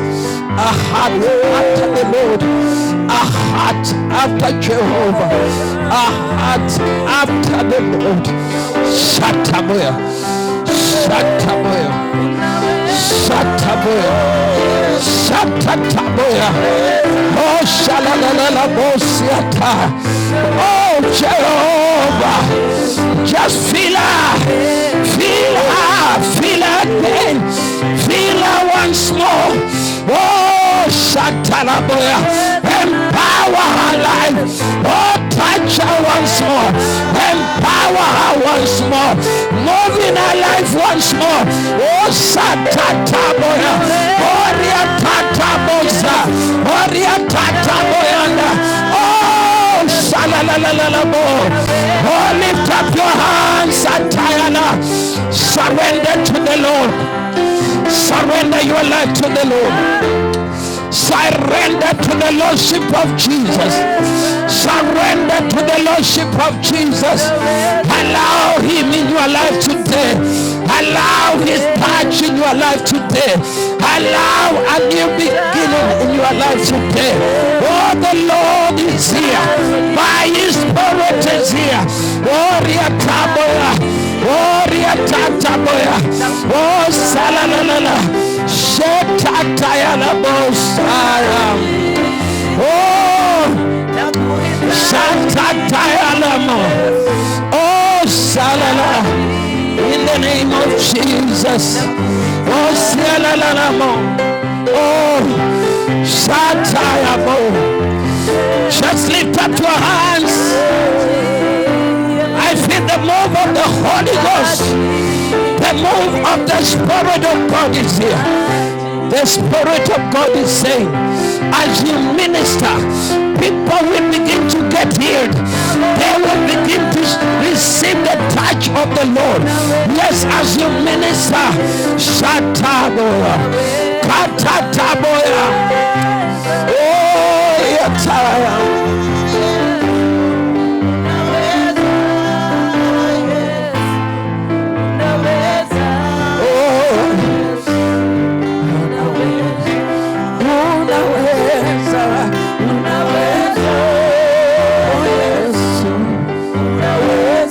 Did you come expectant?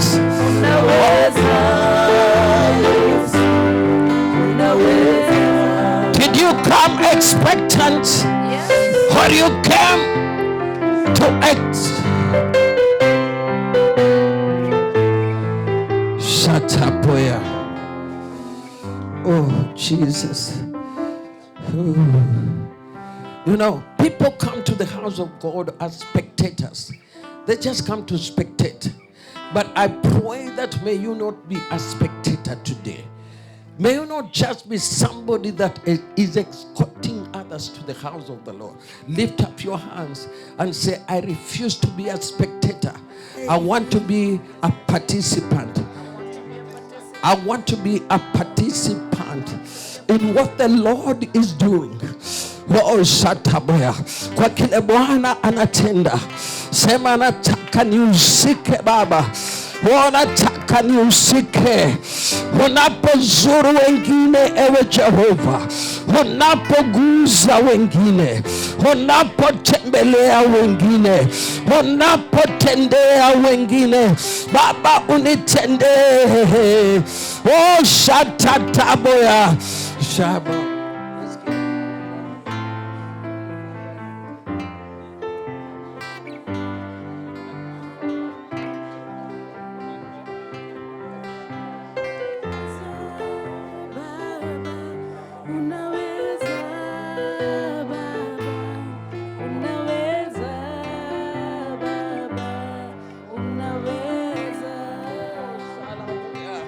Wajili yako, oh Bwana, wajili yako, oh Baba, wajili yako. Yes, just allow him to fill you. Yes, just allow him to fill you. Yes, just allow him to fill you to the brim. Yes, lift up your hands. Let him just fill you today. Let him just touch you today. Oh, I feel the power, I feel the move of the Spirit of God. Oh, Shataboya, have your way, Holy Spirit of God. Just have your way, have your way, have your way, have your way, have your way, have your way, have your way, have your way, Holy Spirit. Yes.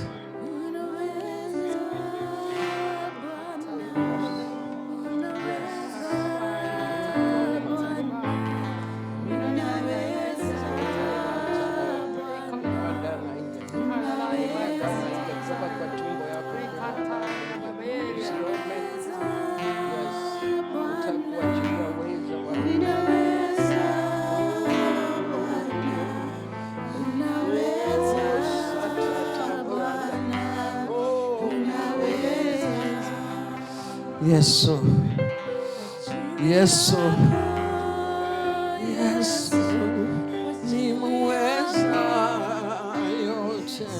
yaliyenishinda Bwana anaweza.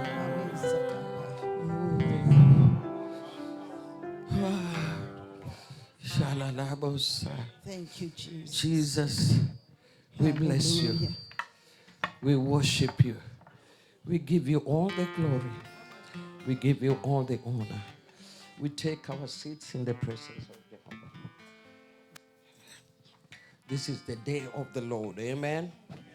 You know, sometimes God overrides our program. Amen. He overrides our program. We may come with a program, but where the Spirit of God is given liberty, He takes over. He overrides what you want to do. He overrides the timing. Amen. So don't be anxious about time. Amen. Don't be anxious about time. Be expectant to receive from the Lord. Amen. How many have not been with us in the revival meeting? Probably you have not been around. Yes. God bless you. May God bless you for coming. Amen. And Mama Judy. Amen. Bwana asifiwe. Ashosho. Amen. Hallelujah. Of 11 grandchildren. Amen. My youngest daughter is 40 years old out of the 5. My eldest is 50 over. Amen. 52 years. So that is how young I am. Amen. I minister in Nairobi. I have a ministry called Gospel Life Ministries. Amen. I'm the founder. Bwana sifiwe.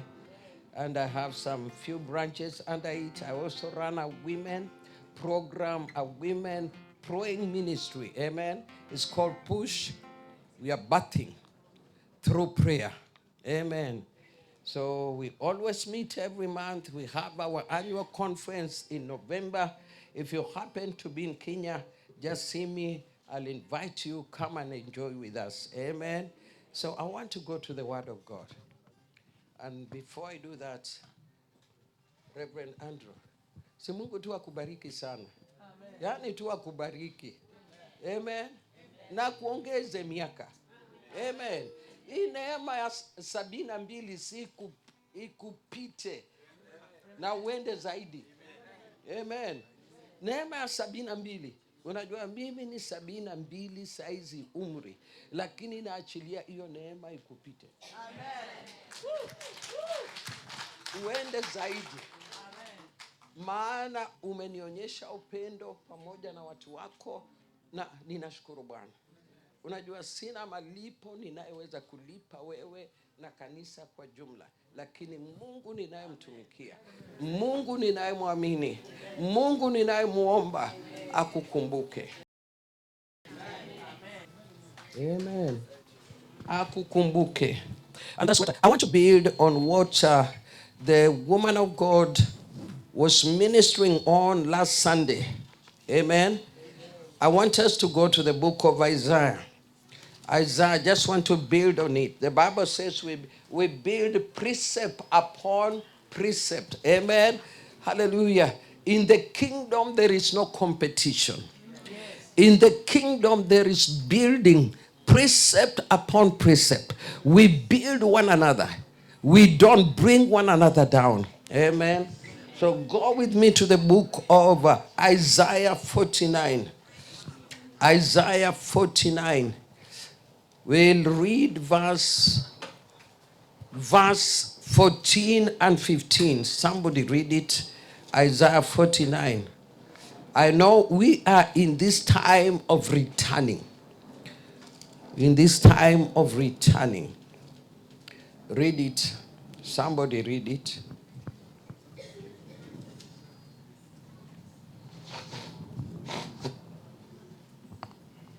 Isaiah chapter 49:14.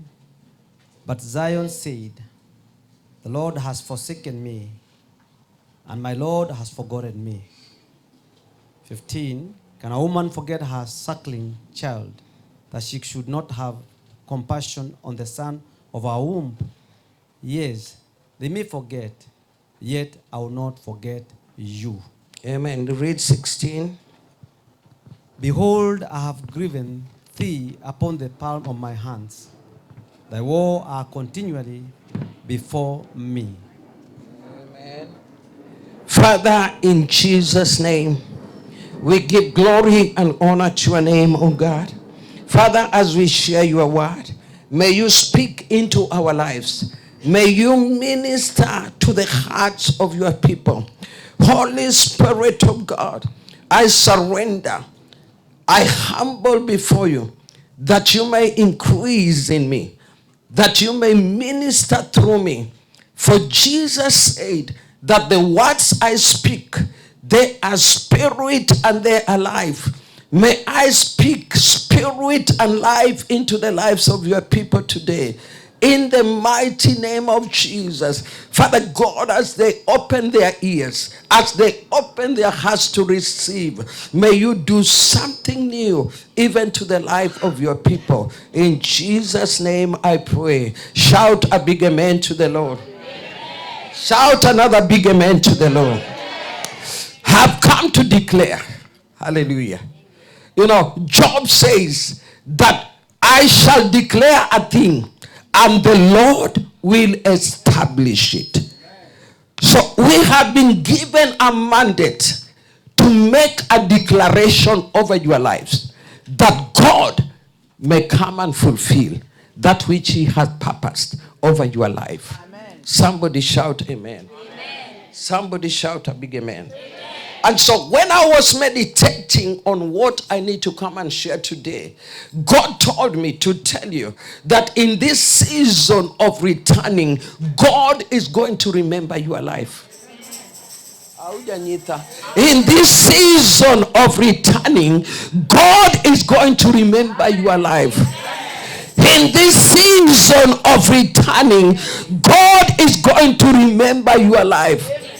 Katika majira haya ya kurejea kwake Bwana, Mungu anaenda kulete kumbukumbu katika maisha yako. And when God remembers you, he rewards you. Amen. Hallelujah.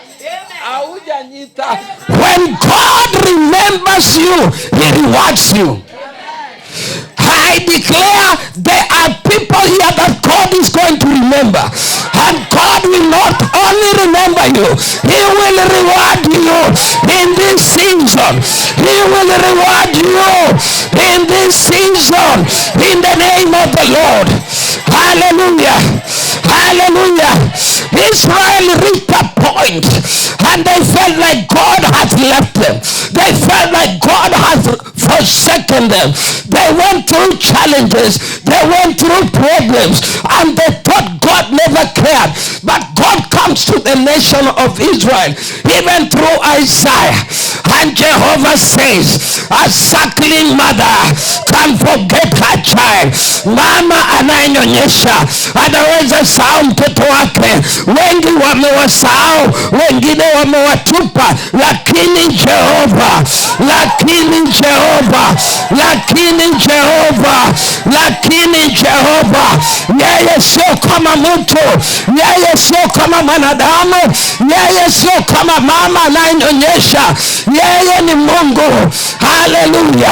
Anasema hatakusahau. Haya maana ameandika jina lako kwenye kiganja ya mkono wake, akikuangalia. Haleluya. Anakujua hata na jina lako.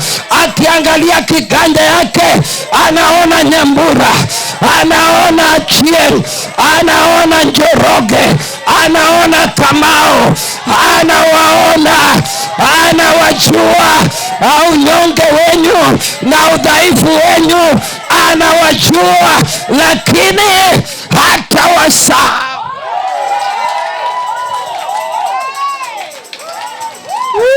Sataboya, hatawasahau. Maana huyu Mungu ni Mungu wa agano. Huyu Mungu ni Mungu wa kizazi. Haleluya. Kutoka 2:24-5. Haleluya. Mstari wa 24 na mstari wa 25. Wana wa Israeli walikuwa katika hali ya umateka. walikuwa wanapitia mateso, naye Biblia inasema na Mungu akakumbuka agano aliyeweka na Abrahamu, Isaka na Yakobo. Mungu akaona kilio chao, Mungu akaona mateso yao, Mungu akakumbuka agano aliyoweka, akasema lazima wakombolewe, lazima wawekwe huru, lazima adui lazima awaachilie. Nimekuja kutangaza lazima adui akuachilie, lazima adui akuachilie, maana mkombozi, haleluya, ameamua akuweke huru. Naye Biblia inaniambia kunaye agano. Unajua katika agano la kale kuna agano Mungu aliweka na Abrahamu, na hiyo ni agano ya kutembea na imani. Haleluya. Wanatembea na Mungu na imani. Haleluya. Bwana asifiwe. The covenant, the Abrahamic covenant. Na kaja katika the Mosaic covenant. Hiyo ni kutembea na Mungu na maagizo yake. Hallelujah. Then we have the Davidic covenant. Hiyo ni kutembea na Mungu na uhusiano wa karibu. Hallelujah.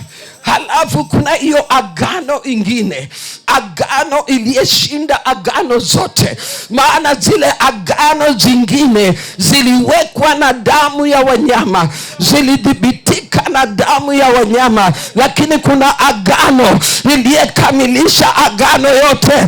Haleluya. Kupitia kwake Yesu, kupitia kwa damu ya mwanakondoo, damu iliyoweka rubber stamp na ikakuita mwana wa Mungu, ikalipa gharama yote, ikakukomboa, ikakuondoa katika mikono ya adui, katika mateso ya adui. Hiyo damu ya agano Bwana akikumbuka. When God remembers the blood of Jesus, the blood of the covenant, when God remembers the blood of Jesus, if he remembered the nation of Israel because of the blood of bulls and animals, how much more will God not remember you because of the blood of Jesus? Oh, the blood of Jesus. The blood of animals never spoke, but the blood of Jesus speaketh better things. They are overcame by the blood of the Lamb and by their word of testimony. Because of the blood of Jesus, because of the covenant of the blood. When God looks at you, he sees the blood. When God looks at you, he sees the blood, and he remembers how his son suffered, how Jesus suffered, how Jesus went through. And Jesus said it was finished. Say it is over. Say it is over. Say it is over. Say it is over. Hallelujah, it is over. On the cross it was over. On the cross it was over. The Bible says in Isaiah 61, hallelujah, verse 3, that those who are appointed, hallelujah, appointed for sorrow, God had given them a new garment, a garment of beauty instead of ashes. I'm telling you, God is going to beautify your life. Yani Mungu anaenda kurembesha maisha yako, anaenda kurembesha hali zako, anaenda kurembesha mambo yako. Yale mambo yaliyokuwa yanaonekana mabaya, Jehova anaenda kurembesha. Sema kurembesha. Kurembesha. Anaporembesha, anaifanya inaonekana sawa, anaifanya inatamanika, anafanya inapendezwa. Haleluya. Badala ya majivu unaenda kurembeshwa. Wokovu ni urembo. Wokovu ni urembo wa Bwana. Wokovu ni urembo, kwa sababu Yesu alifanyika dhambi. Akateswa, akadharauliwa, akatemewa mate, akurembeshe kama mwana wa Mungu. Wapi warembo ndani ya Bwana? Hallelujah. Hey, hey, hey. Garment of beauty instead of ashes. Ashes, majivu. Majivu sio kitu ya maana. Hakuna kitu inafanya. Inatolewa, inatupwa nje. Majivu ni dhambi. Halo. Bwana asifiwe. Kawapatia mafuta, the oil of gladness instead of mourning. Woo! The oil of gladness. Yani Roho Mtakatifu ni mafuta ya furaha. Hallelujah. Ndio maana lazima ufurahie katika majira haya. Yes. Lazima ufurahie. Angalia mwenzako, mwambie majira haya. Lazima ufurahie. Lazima ufurahie. Maana unapatiwa mafuta ya furaha. Badala ya mafuta ya huzuni. Huzuni unaenda. Maana Roho wa Bwana ako juu yako, ako ndani yako. Huzuni unaisha. Huzuni unaisha. Hallelujah. Huzuni unaenda. Huzuni unaenda. Kile kilichokupa huzuni inatoe. Amunyiti. Kile kilichokupa huzuni inaondoka. Maana unapatiwa mafuta ya furaha. Mafuta ya Roho wa Bwana ni mafuta ya furaha.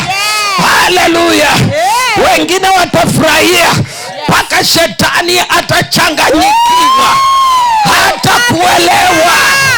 Hallelujah.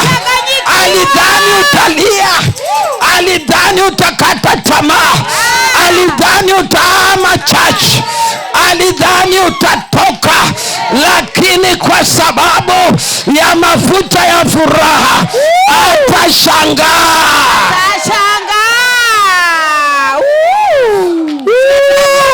Atapoya. Hallelujah. Ukapatiwa mavazi ya sifa badala ya uzito. Hallelujah.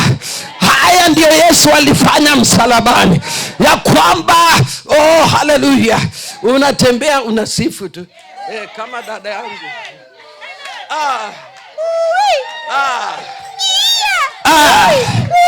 Wenye hawajui kudansi. Hallelujah. Nimekuja kuwapa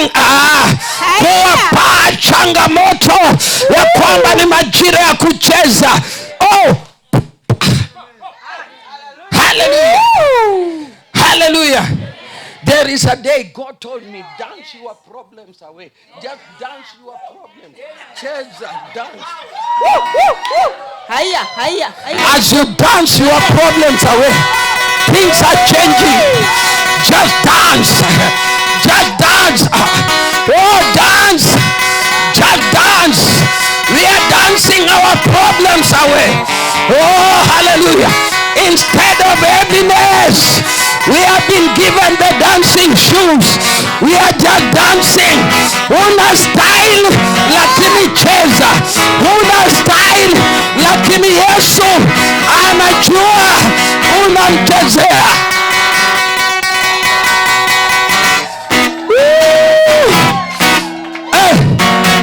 Ndio hiyo. Cheza.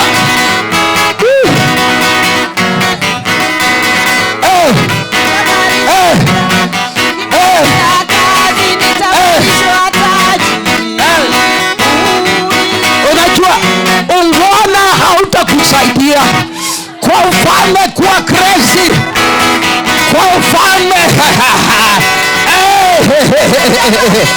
Kwa ufalme hatutumii 5 senses, tunatumia sense ya 6. Sense ya Holy Ghost. Sense ya 6 ni sense ya Holy Ghost. watakuangalia hawatakuelewa. Amen. Daudi alipokuwa anarejesha kabisa, kapoya akadance, mke akasema hehe, huyo hana aibu, anaibisha taifa la Israeli. Mfalme mkubwa ana dance. Hallelujah. Yani bibi ananung'unika, naye hakujua ya kwamba anaingiza utasa ndani yake. Maana kile Daudi alikuwa anafanya ilikuwa inarejesha sanduku la Israeli. Unapodansi unarejesha uwepo, unarejesha nguvu, unarejesha mamlaka. Uwepo wa Bwana unaanza kufanya kazi kwa niaba yako. Dance, dance, dance that sickness away, dance that problem away.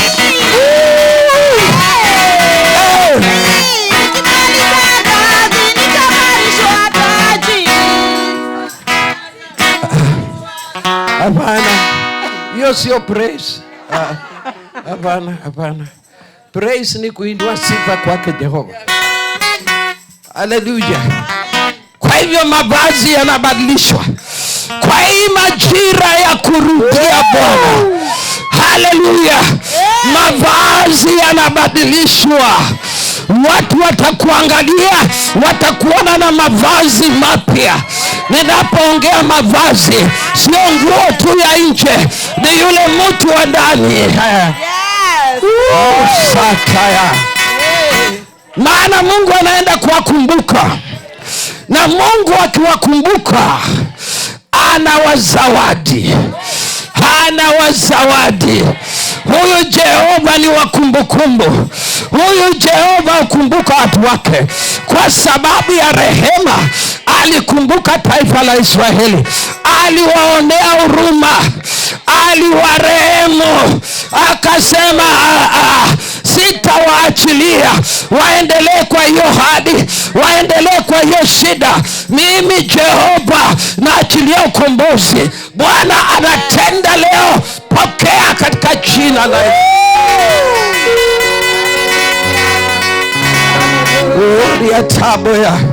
Biblia inaniambia ya kwamba kukawa mama anaitwa Hana, akawa tasa, akapitia, akachekelewa, akadharauliwa. Maana utasa katika taifa la Israeli ilikuwa ni kama laana, haikukubalika hivyo. Akadharauliwa, akachekelewa na Penina. Lakini Samueli wa kwanza 19 Biblia inasema kwamba naye Mungu alikumbuka Hana na akafungua uzao wake. Mungu akukumbuke katika majira hii, afungue uzao wako, afungue uzao. Zalisha yale mambo umekuwa unayaombea, hayatabaki ndani yako. Yale mambo umekuwa unayaombea, Jehova, maana Hana aliomba, Jehova akamkumbuka. Unaenda kuzalisha, unaenda kuona mazao, unaenda kuona matunda ya wokovu wako. Matunda ya maombi yako yanaenda kuonekana. Haujaomba bure. Hana aliomba, Hana alilia, Hana aliteseka, Hana alidharauliwa. Haleluya. Lakini kwa sababu ya kumbukumbu ya Jehova, tumbo ilifunguka.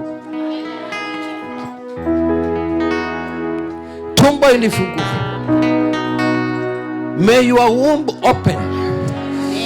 May you begin to give forth that which you have been carrying within you. Unajua kuna watu wamebeba great destinies, wamebeba dreams, yani ndoto kubwa. Kuna watu wameota mandoto kubwa. Kuna watu wamenenewa maneno mazito makubwa, wameyabeba hapa. Lakini wakati wa kumbukumbu wa Jehova, Mungu anaenda kuruhusu akulete katika labor ward.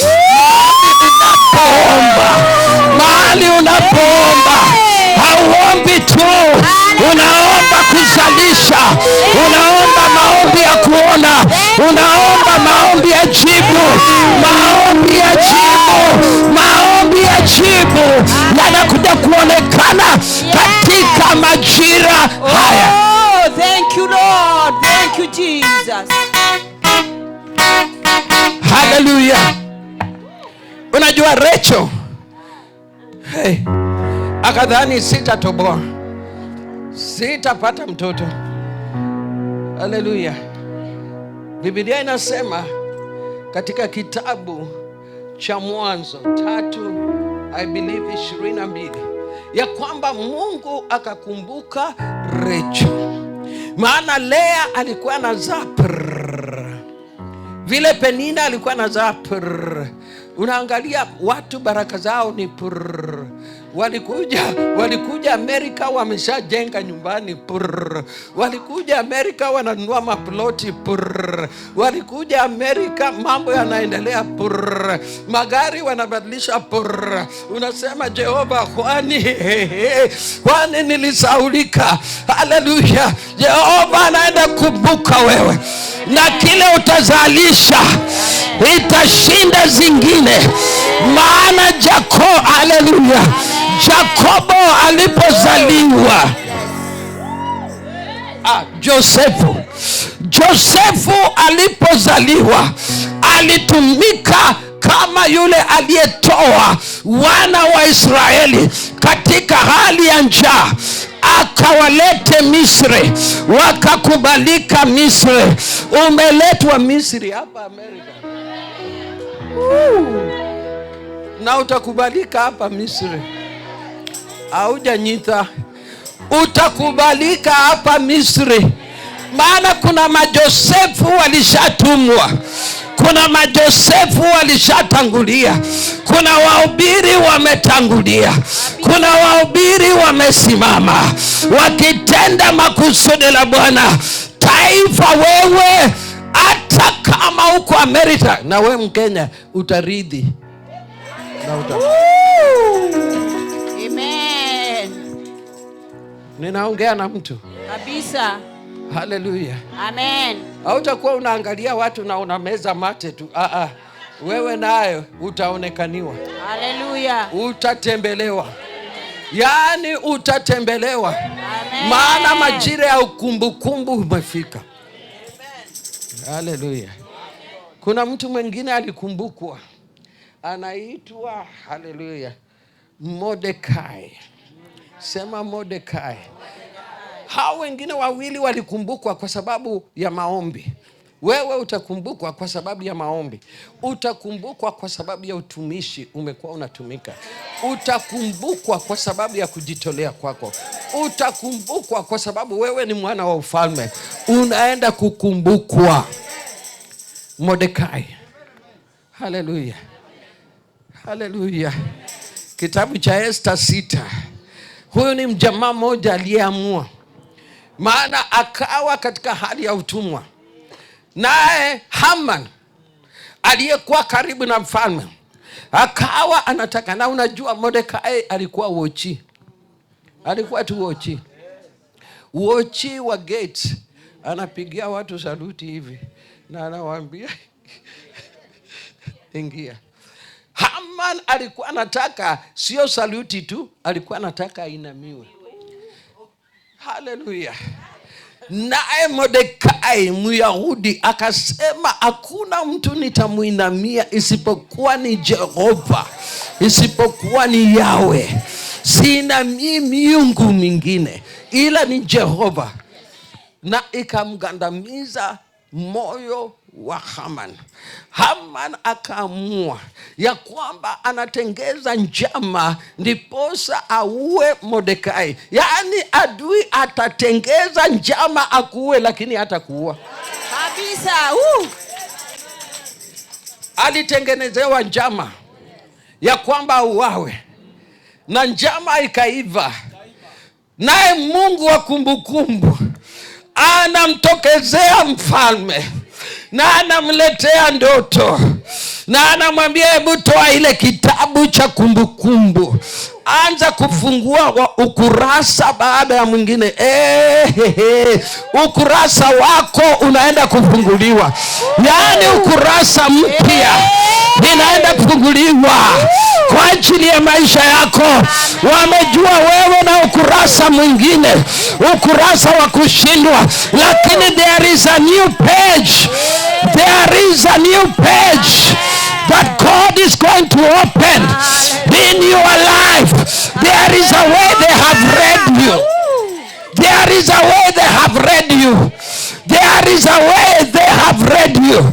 There is where they have put you. Yes. But Jehovah, when he remembers you, he opens another page called the page of remembrance. May Jehovah open your new page in this season. May people read something new about your life. Wasome kitu tofauti. Sio kile walichojua, sio kile walichokuwa wanaona. Haleluya, wanaenda kuona ukurasa mpya. Haleluya. Kitabu ikafunguliwa. Haleluya. Mfalme akakuta kuna mtu wochi moja alikuwa pale kwenye mlango, na akamsaidia wakati kulikuwa na njama ya kumuua. Lakini huyu wochi akasema no, akaenda akawashtaki. Maana huyu alikuwa ni mtoto wa Mungu, hakuwa anataka ajishirike na yale mambo haikuwa inampendeza Mungu. Naye Mungu akasema si anatengeza njama, mimi naye natengeza yangu. Wakati wanakutengezea njama, Mungu naye anakutengenezea yako. Amen. Ya kukuletea ukombozi. Ninaongea na mtu lakini. Hey. Wow. Ninaongea na mtu lakini. Hey. Hallelujah. Unajua tulienda mahali tukadhaniwa tutapatiwa mahali pa kuhubiri, tupokelewe. Tukaenda hapo, njama ikawa hakuna mahali tumeandaliwa ya kuhubiri. Kumbe Mungu alikuwa anatengeza njama ingine ya kunipatia madhabahu hapa. Hallelujah. Maana tuliambiwa njooni. Toka Kenya kujeni Montana. Tutaruhusu mpatiwe mahali pa kuhubiri. Na wazungu nakwambia kiliumana. Siku ya mwisho ya kongamano tukalipiwa tiketi ya nini? Ya gari ya moshi. Tukaambiwa mrudi wapi? Seattle, na mpande ndege mrudi Kenya. Saa hizo hatuna hata pesa ya kupanda ndege, ya kubadilisha tiketi ya ndege. Tumekwama, hatujui tufanye nini. Lakini Jehova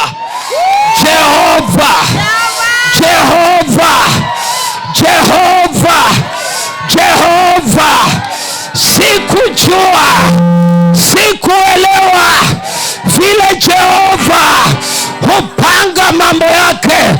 Sikuelewa ya kwamba mtumishi wa Bwana Askofu Margaret ataambiwa na Jehova, kaa tu Kenya polepole. Haleluya. Kaa tulia Kenya polepole, ninakuandalia siku ingine. Kuna binti wangu amekwama mahali, wacha nimulete kwa hiyo madhabahu. Haleluya. Jehova anatengeza njia pasipo njia, anatengeza njia pasipo njia. Haleluya. Haleluya. Sijawahi kuota ya kwamba siku moja nitasimama kwa madhabahu ya St. Mark Anglican Church Seattle nihubiri. Lakini Mungu ni nani? Nani amchezee? Nani ampinge? Apingwi. Bwana amesema ndio, nani akatae? Bwana akisema ni wewe, nani atapinga? Bwana akisema na kubariki, nani atakataa? Bwana akisema na kuinua, nani atapinga? Nimetabiria mtu leo, hautapingwa. hautapingwa, hautapingwa, hautazuiliwa, hautazuiliwa. Haleluya. Unasema una makaratasi, nani atazuia? Makaratasi yako yanaenda kutoka, makaratasi yako yanaenda kutoka katika jina la Yesu. Bwana anasema ndio, maana kumbuka maisha yako, amefungua ukurasa mpya. Nani akatae? Pokea, pokea, pokea, pokea, pokea, pokea. Haleluya, haleluya. Akiamua, Ameamua anakosesha mtu usingizi kabisa. Yaani huyo mjamaa anakosa usingizi, Anakosa amani, anakosa hata amani kabisa. Anaanza kukuwazia na yule mama aliyekuja, anakutafuta na yule mama mwenye alikuwa anataka nimsaidie. Yes. Nafikiri ni wakati. Yes. Sielewi, lakini nataka nipitishe hizo makaratasi. Haleluya. Wacha Jehova awachanganyishe akili, hawalete confusion, wawe confused mpaka waseme ndio, mpaka waseme ndio. Mfalme akasema, na huyu mtu aliyekuwa anajaribu kunikomboa ama aliyeniokoa atafanyiwa nini? Anauliza watu aliye karibu naye. Adui ako anaingia naye, adui anaulizwa, huyo ni Haman, ya kwamba yule mtu aliyemsaidia mfalme asiuawe. Unajua Haman anadhani ni yeye, anadhani ni yeye, na akasema huyo mtu aandaliwe farasi, avalishwe mavazi ya kifahari. Yes. Haleluya. Na akapatiwe sijui ni ringi ya kiufalme ama ni, na akatembezwe watu wakimwangalia. Unajua Haman anadhani ni yeye. Kwa hivyo anasema ndio mfalme, ndio anakubaliana na mfalme haraka, ndio, na akaambiwa na utendee Mordekai hivyo. Haleluya. Mungu aibishe maadui wako. Haibishe maadui wako. Yes. Waliyekuandalia njama, waliyedhani hautaendelea, waliyedhani hautafaulu, wanayekufanyia uchawi na uganga kule Kenya, wanakuroga usiku na mchana, uhangaike ukiwa Amerika, maana wanakuonea wivu. Wacha Jehova, wacha Jehova awaibishe, awaibishe. Haman hakuaibika tu, Haman alijikuta kwa ile galo aliyetengezea Mordekai. Hiyo ndio ilimnyonga. Daudi anasema watatuchimbia mashimo, lakini hao wenyewe wataanguka kwenye hizo mashimo. Hautaanguka kwa shimo ya adui kabisa. Hautaanguka, hautaanguka. Amekuandalia nyama, amekuandalia kushindwa, lakini yawe, lakini Jehova atabadilisha mambo. Haleluya. From Wochi to the next person, to the king. Yes. Yani Haman aliwekwa pale. Hallelujah. Na Mordekai akachukua mahali pake. Hallelujah. Hallelujah. Haman aliwekwa pale. Hallelujah. Amen. Sio sisi tunamweka, ni Mungu. Unajua Mungu akichukua vita vyako, anasema vengeance ni yake, sio yako. Wewe ombea maadui zako, ombea maadui zako wasikufe haraka. Unapobarikiwa wakuone kabisa. Wewe waombe mema. Ambia Jehova, nawapa mikononi mwako. Umeniambia kizazi sio mimi nalipa, wewe ndio unanilipishia kizazi. Vita sio mimi najipigania, wewe ndio unanipigania. Chukua vita vyangu. Amen. Na atabadilisha pap. Yes. Hallelujah. From a watchee to a promoted man next to the king. Yani, I'm declaring you are going to be promoted. Amen. There is a level that God will take you. I receive it in the mighty name of Jesus. So long as you are a child of God, hii mindset ya watu wa Mungu kuwa duni lazima iende. Yani woye duni. Yet baba yako ni mkuu. Unajua katika Agano Jipya tunajua huyu Mungu kama baba. Katika Agano ya Kale Mungu alijulikana kama Mungu. Hallelujah. Kama Yahweh. Alijulikana na hizo majina. Lakini kwa sababu ya sisi sasa, Agano Jipya imetupa uweza wa kuja kwake kama watoto wake. Wewe ni mtoto wa Mungu. Amen. Ndio maana hata ukikosa bado anakuvumilia tu. Hata ukitenda dhambi anakupatia neema ya kubadilika. Ndio maana hatuadhibiwi vile walikuwa wanaadhibiwa. Unajua Agano la Kale walikuwa wakitenda dhambi Mungu anawamaliza mara moja wakitenda dhambi Lakini sisi neema ya Bwana, neema, huruma wa Jehova inakupatia nafasi ya kuja kwa majira kama hii ya kumrudia Bwana, na unapomrudia anakukumbuka.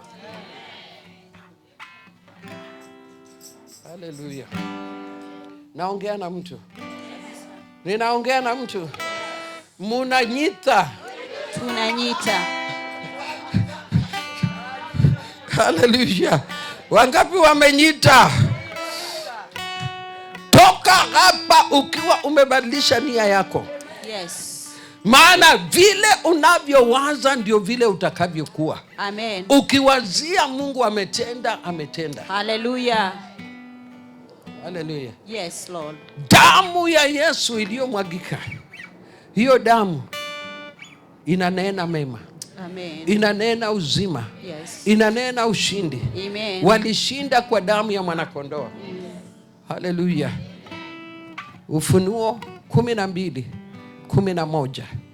Kwa damu ya mwanakondoo na kwa neno la ushuhuda yao. Kwa hivyo ushuhuda yako ibadilike. Amen. Wacha kuongea maneno madhaifu. Ati mimi nitaweza. Yes. Itafanyika. Nitakuwa kweli. Nitapata kazi mzuri kweli. Mungu ataniinua kweli. Mimi.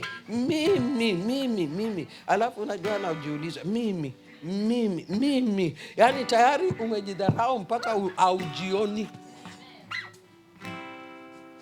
Wacha kujidharau. Wewe ni mtoto wa ufalme. Hallelujah. In fact, Petero ametupatia our true identity. Hallelujah. 1 Peter 2:9. I'm a chosen generation. I'm a royal priesthood. Hey. I'm a holy nation. I'm a peculiar treasure.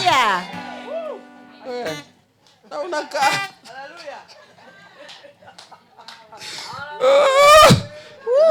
Unakaa hapa unajiangalia duni. And you are a chosen generation. Amen. God gave you what you never deserved. Yes. In fact, salvation was for the Jewish. Jesus came to the Jewish people. But because they never received him, God said, now I'm sending my son to the whole world. Whoever will believe, hallelujah, shall be saved. Amen. And whoever has received Jesus has been given power to become sons of God. I'm talking to a son of God, not to a woman of God. Son of God. Men, excuse me, son of God. Maana kwa Mungu hakunanga trouser na hakuna marinda. Hakuna marinda. Kama ni marinda, we ni mke. You are the bride of Jesus. Kwa hivyo we are all sons and we are all bride. Kwa hivyo usinilete. I'm a son. I'm a son. I'm a son. Them that have received him, he had given them power to become sons of God. Become who God has ordained you to be. Become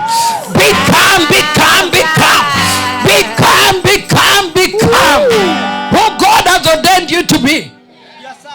Yes. And when you are a son, you are an heir. Yes. You enjoy everything about your father. Yaani furahia kila kitu. Unajua kuna watu wamebaki kwa mlango ya salvation. Hiyo mlango ya salvation. Wameokoka ndio, lakini wakakwama wapi? Hapo kwa mlango. They don't want to explore what is in the kingdom. They don't want to explore and to enjoy what is in the kingdom. Ina vitu vingi sana. Kwa hivyo toka kwa mlango, ingia ndani. Ingia ndani. Ndani, ingia ndani. Unajua huko Kenya kulikuwa wanasiasa walikuanga wanasema wameingia ndani. Hao ni watu wa Raila. Alafu ndani. Ingia ndani ya wokovu. Hii ina mambo mazuri. Wacha kukaa kwa mlango unaangalia wengine wanajienjoy. Unajua ukikaa kwa mlango unaangalia tu watu vile wana na unameza mate hapo na unajiuliza, na kwani mimi ilikuwaje? Kwani nilikosea wapi? Kwani sijafanya nini? Kwani wewe ndio umekataa kutoka kwa mlango?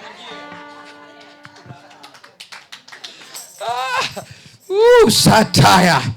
Hallelujah. Amen. Hallelujah. Amen.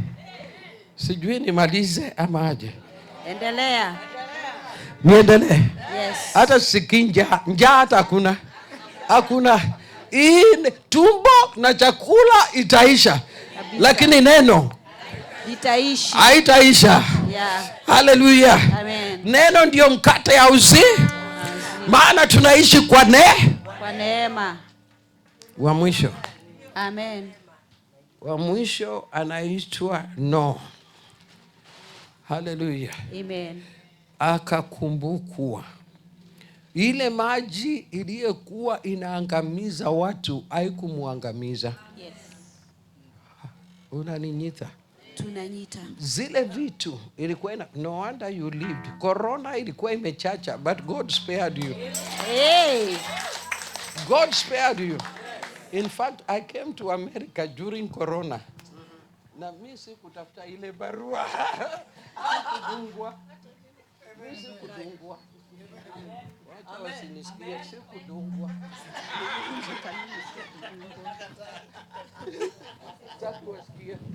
Sikudungwa. Na nilisema, Jehova, utanikomboa kati ya tanuri ya nini? Amen. Ya Corona. Na nikaingia nikatoka. Hallelujah. Na sikupata homa. Na nikasema sidungwi shindani. Maana sielewi hii shindani imetoka wapi. Shindani ya Bill Gates taki.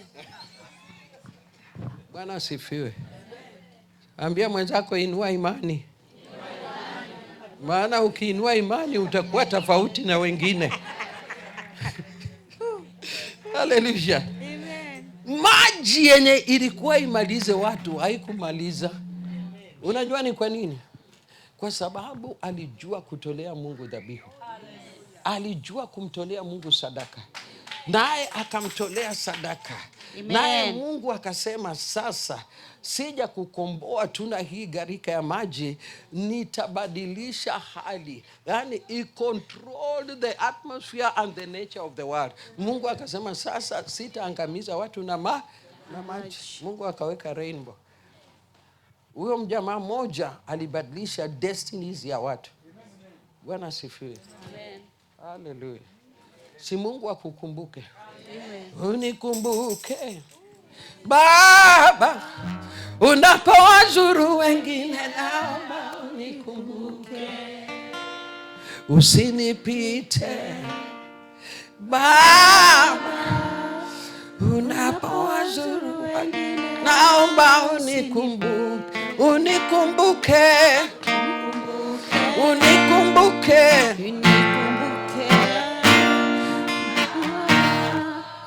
naomba unikumbuke. Ukiamini hivyo simama. Haleluya. Ni kukumbukwa. Ambia mwenzako ni kukumbukwa. Bwana Yesu asifiwe. Inua mikono mbele ya Jehova. Haleluya. Riatabo yanda katika jina la Yesu. Haleluya. Haleluya. Inua mikono wale wanasema Jehova, katika hii majira ya kurejea, Jehova Mungu unaenda kunikumbuka. Unaenda kunikumbuka. Unaenda kunikumbuka. Unajua, when I was ministering and declaring, something was taking place in the realm of the spirit. To them that received. Unajua shida tuliye naye katika nyumba ya Bwana is that people don't know how to embrace the prophetic word of God. I don't need to shake to prophesy. I only need to declare and decree the word of God. Hallelujah. The Bible tells me in Hosea 12:13 that by the prophet, the nation of Israel was delivered and was preserved by the prophet. Hallelujah. Bwana Yesu asifiwe. You know, a time came in the nation of Israel, in the book of 2 Kings chapter 7. I'm finishing. Amen. 2 Kings chapter 7. The nation of Israel was going through famine. Walikuwa wako na kiangazi mbaya. Naye taifa la Asiria walikuwa wamewavamia, wakawawekea lockdown. Umejua lockdown ile tuliwekewa wakati wa corona. Hawakuwa wanatoka wanaingia, wako wamesungukwa.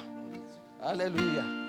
Naye Elisha anakuja kwenye lango na anasema, kesho wakati kama huu kutakuwa na utele katika taifa la Israeli. I'm paraphrasing. Na yule mtu mfalme alikuwa anaegemea katika mabega yake, akasema hata mbingu ifunguliwe, jambo kama hili haliwezi kutendeka. Na akaambiwa na mnabii ya kwamba utaona na macho na hautakula. Na akadhani ni mchezo, maana anatembea na mfalme. Lakini wanaukoma wanne waliyetupwa nje, wakaachiliwa wakufe, wakasikia hiyo neno, wakaipokea, wakaweka ndani yao, wakasema, sasa kwa nini tuketi hapa? Neno imetoka, neno imeinua imani yetu. Tukikaa hapa tutakufa, tukienda tutakufa. Afadhali tuende mahali chakula iko, afadhali tuende mahali maadui wako, maana neno limetoka na chakula yako kwenye kambi ya adui. Kwa hivyo hatutakaa hapa tukufie mahali hapa. Hatutakufa in the wrong place. Hatutakufa mahali pa mahangaiko. Hatutakufa mahali pa kushindwa. Hatutakufa ovyo ovyo.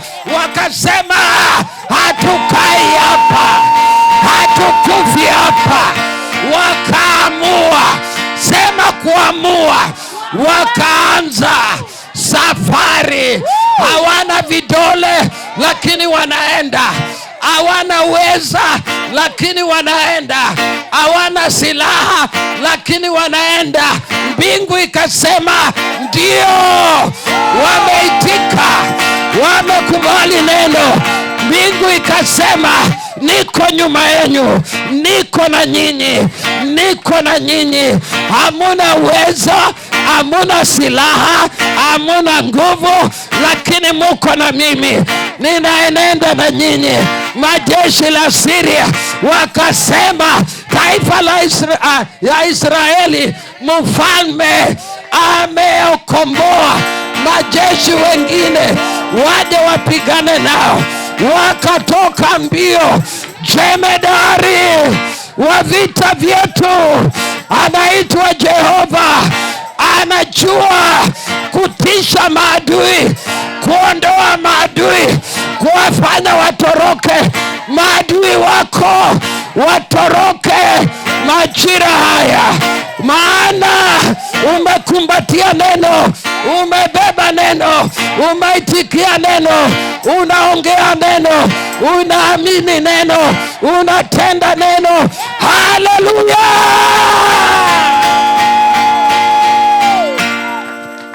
Inua mkono mbele ya Jehova. Shut up. Oh, shut up. Hey, I have another word for this evening. It will make you crazy. It will make you crazy. God has given me that word for you guys. Shut up. Oh. Shut up. Inua mkono mbele ya Jehova. I know time has gone, but we are coming back in the evening. Hallelujah. When I was ministering and making declaration, the Holy Spirit was also ministering. Amen. Say, my Father, my Father. My Father, my Father. In the mighty name of Jesus. In this season of returning, may you remember me, oh God, as you remembered others in your word. May you remember my life. May you remember my job. May you remember my business. May you remember my family. May you remember everything about me. May you take over in my life. May you fight my battles. May you defeat my enemies, even on my behalf. Because I'm your child. Remember the covenant that you made with your son Jesus. Oh, my Father, my Father. May you see the blood of Jesus, the blood of the covenant upon my life, and deliver me, oh God. Deliver my soul. Deliver my body. Deliver my children. Deliver my spouse. Deliver my family. Deliver my business. Deliver my job. In the name of Jesus. As you remember me, oh God, may you give to me even that which I desire. May you restore back that which the enemy has stolen from me. In the name of Jesus. Father, Father, Father, Father, may your healing virtue touch my life. If you are sick, touch where you are ailing. Touch where you are ailing. If you are sick anywhere, touch it. Touch it, touch it, touch it. Satapoya. Satataposa. Setataposa. Takatataposa. Oh Jehovah. Oh Jehovah. Say, my Father, my Father. Sickness is not my portion. Disease is not my portion. Jesus took my infirmities. Jesus took my sickness there on the cross that I may be healed.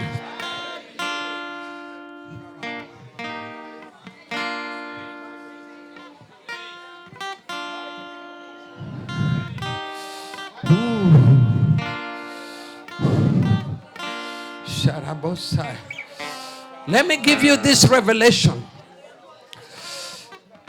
The thorn of horns that were put on the head of Jesus, and the blood began to ooze. Jesus was delivering your mindset from the strongholds of the enemy. So that blood was to deliver your mind, because your mind is the battleground of the enemy. And so when you remember the blood of Jesus, cover your mind with the blood of Jesus. The blood that oozed from the hands of Jesus was supposed to minister into your life blessings. That blood was supposed to remove struggles. There are people that are working yet struggling. They don't, their salary is not helping them. They don't see what it is doing. Why? Because the enemy, the horn of the enemy is on their hand. You know, God fights for us by the horn. Hallelujah. By the authority. Amen. And so the hands, the blood came out from the hands, that the work of your hands may prosper. That you may not work in vain. You may not struggle in vain. So when you remember the blood of Jesus, remember the blood on your hands and say, by the blood of Jesus, my hand will prosper. Whatever I touch will prosper. Whatever I touch will bear fruit. Hallelujah. Hallelujah. The blood. The blood. The blood on the hands of Jesus. When he was pierced, the blood came out. It was not in vain. That blood was not in vain. Hallelujah. The blood and the water that came from the side was for your salvation, was for your birthing into the kingdom. So we are born into the kingdom through Christ, even by the word of God. The incorruptible seed of the word of God is what bore you into the kingdom. The word cannot fail. The word cannot be defeated. The word cannot be destroyed. The word of God is forever settled in heaven. It can never fail you. The word can never lie. It is the word of truth. Let every man be a liar, but let the word of Jehovah remain true forever. Oh, that word is true. You are born into the kingdom through Jesus. You are a child of God. So when God looks at you, he looks at his child. That's why you don't need to fear when you are in the kingdom. Hallelujah. Paul says in the book of Romans 8, I believe verse 15, that we have not been given the spirit of bondage to fear. Hallelujah. In the kingdom, you are free from any bondage. The enemy uses your ignorance. Hello? He only uses your ignorance. My people perish because of lack of. But once you know the truth you know shall set you free. We are set free by the truth. Sio kukemea mapepo kutoka asubuhi mpaka jioni. Toka, toka, toka, toka. Hapana. Toka, alafu kapepo kanaongea. Siendi. Hapa ni kwetu, siendi. Ulikuja lini? Nilikujanga. Sarcasm must finish. I hate it. Ati unaongea na kapepo. Naye ni muongo tangu mwanzo. Ati siendi. Ati ulikujaje hapa? Ati auntie ndiye aliniingiza hapa. Ati nyanya ndiye hapana. Hapana. Believe the word. Live in the truth of the word. Obey the truth of the word. And the word will set you free. In fact, when I pray with you and you have already received the word, deliverance is automatic. It just happens. Because the truth is already in you. You are already agreeing with God that yes, I am becoming what I agree. The blood on the feet was to give you possession of where you step on. Hallelujah. Remember the ground was cast because of Adam. And the ground was cast. The Bible says, and cast shall be the ground. And the men shall sweat and labor. Men labor and sweat is not your portion. It is a curse, and we are free of curse. The curse will only come because you are ignorant. Hello. Jesus became a curse on that tree. When he was hanged, he was already finishing your curse. So believe it that the curse is over. Declare it, walk in it, speak it, dance it, celebrate it, jump it. Say, I'm not. Look at yourself in the mirror and say, I'm not cursed. I'm free of any curse. Jesus became a curse that I may be free. Yes, we know curses are there. We know witchcraft is there. But set your mind. Realign your mind. Realign your spirit to the finished work of the cross. So the blood on the legs inakuambia mali unakanyaga Amerika, state yenye utaingia lazima ikukubali. Kila state inakukubali. Hata Jeremiah nani anaitwa Joshua. Jacob. What was it? Joshua. Mali utakanyaga nitakupatia tu. Amen. Bora usiangalie kando, upande na upande. Weka tu ile neno nimekupatia wapi ndani yako. Uitafakari usiku na mchana. Maana hapo ndio kufaulu kwako kiko. Wachana na hizi vitu vingine. Wakati shida inapokuja usiangalie sana. Toa macho yako haraka. Angalia neno. Hallelujah. Kwa hivyo mahali utakanyaga kwa sababu ya damu ya Yesu, una haki ya kuambia kila udongo mahali huko ya kwamba nimekupokea. Seattle, mimi niko hapa. Na udongo ya Seattle utanielewa na utanisikia. Maana nina possess hii udongo. Na lazima iniondolee mazao. Lazima hii udongo ilete mazao. I've given you the mystery of the blood. Lift up your hands and say hallelujah. Say hallelujah. Say thank you, Jesus.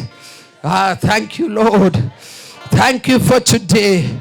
Thank you for your love. Thank you for the finished work of the cross.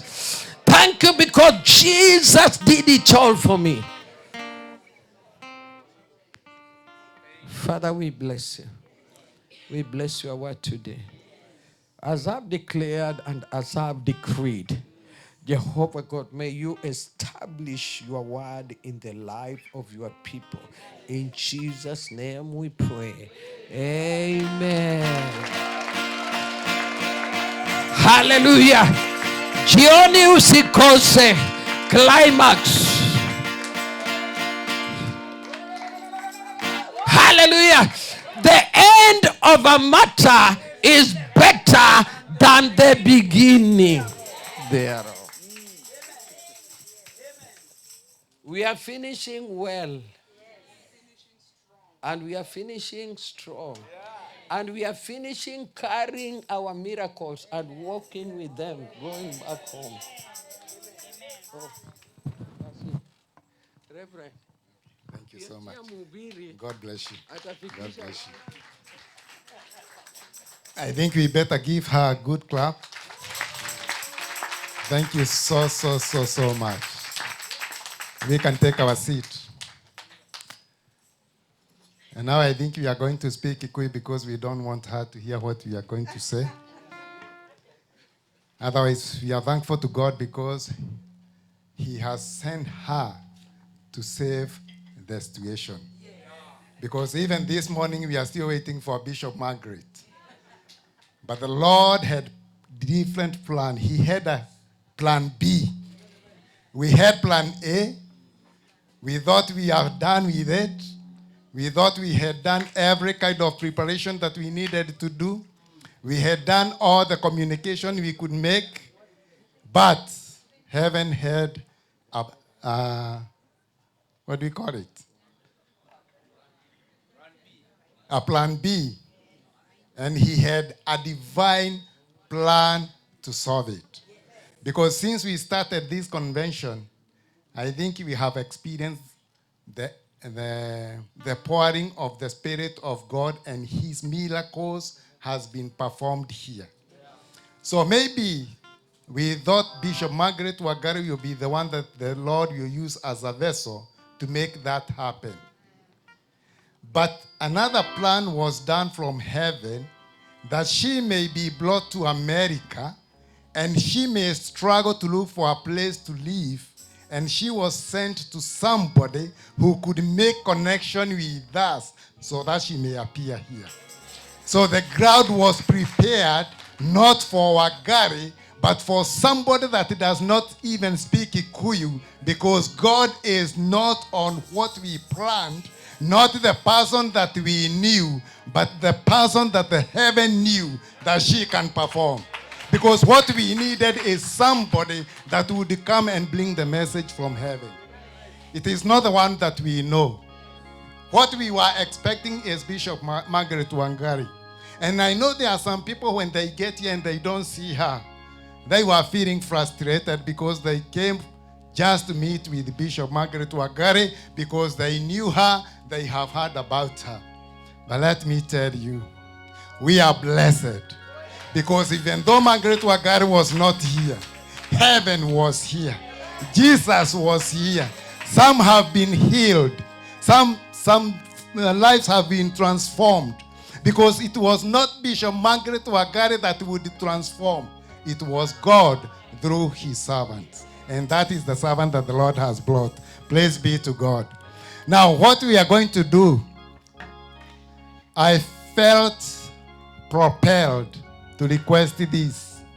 And I normally don't do this.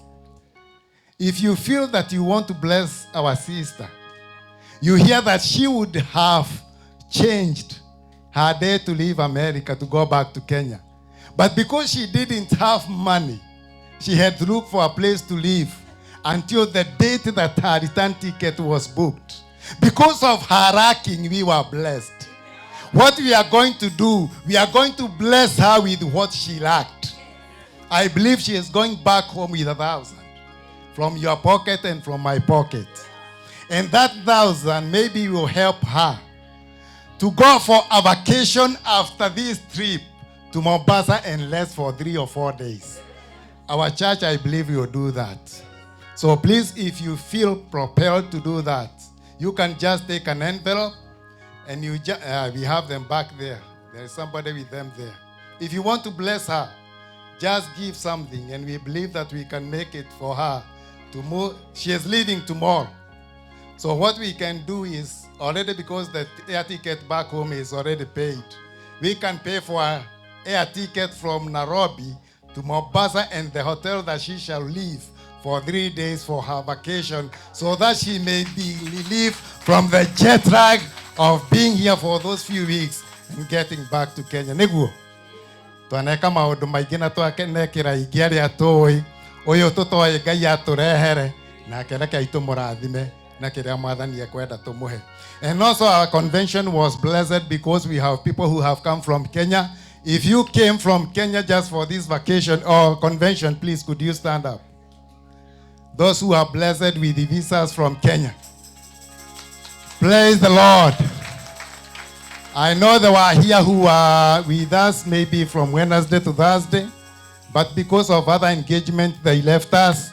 But these are people that the Lord blessed to get them from Kenya to here through our invitations. And there are so many others that we haven't seen. But because of short of time, I think we are not going to give them time to introduce themselves.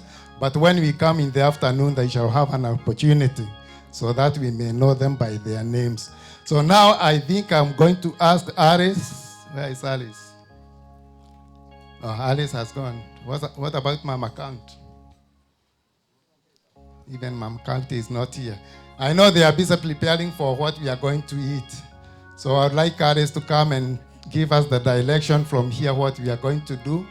What I know is that there is a lot of food prepared for you and for me. So please don't leave this place hungry, because there is food ready for you. We were not just caring for your spiritual stomach, but we were also prepared for your stomach. Okay. For those who would like to give or bless our sister, but you don't have cash, you can use this Zelle number, and you please put a note there. It is a gift to the preacher. The number is 206-712-4775. 206-712-4775. But remember to put that note, because we don't want the treasurer to think that this is an offering to the church. We want it to go where it's supposed to go. So please, Aris, come and give us direction. And it is there, it is not Cash App. Why don't you clap for me? Hallelujah. Let us give him a better clap. Hallelujah. God bless you, man of God. This afternoon, I'm happy to be here and to be with you. I'm blessed. I don't know what I can say. There was a day I was telling God, if I see myself on Monday, I know you can imagine the shoes we were wearing that time. We were saying, if we see ourselves on Monday, Lord, we shall praise your holy name and honor you. We didn't know that God has a better plan for us. Hallelujah. Dokane dhubure. Usijisubue, because God knows everything. I don't want to preach. I just want to say that. After here, we are going to break and have something to eat and to drink. And it is prepared for us. And then after that, we are coming back around, is it 3 or 5? I don't know the time now. Yeah, 5. So that we can marizia pamoja. We come to an end together.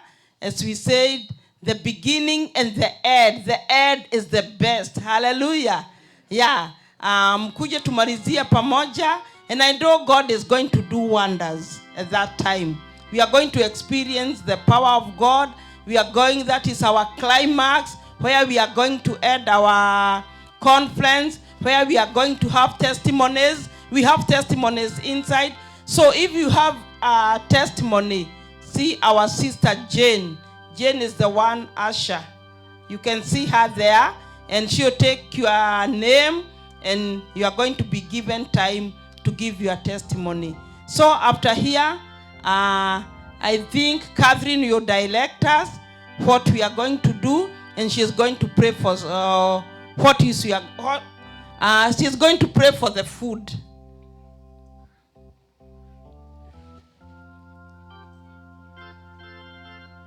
I think that is all. Bwana Yesu asifiwe.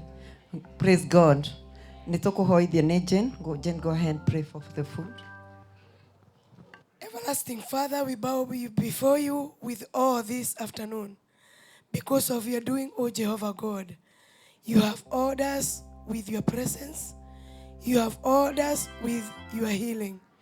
And now, Jehovah God, we are thankful because of the food that you have provided for us. As we partake of it, we partake with thanksgiving. We are grateful for your provision, and we pray that the many that have nothing to eat, Jehovah God, visit them too. We bless your holy name and we honor you. For this is our humble prayer in Jesus' name. Thank you so much, Jen. Now it's time to eat, and because we are so many, we are going to remain in our seats, please. Stay there, the food will come to you. And please, if you need a drink, the drinks are over there. If you need water, soda, tea will be at that back table. But please do not come inside and let them bring the food outside.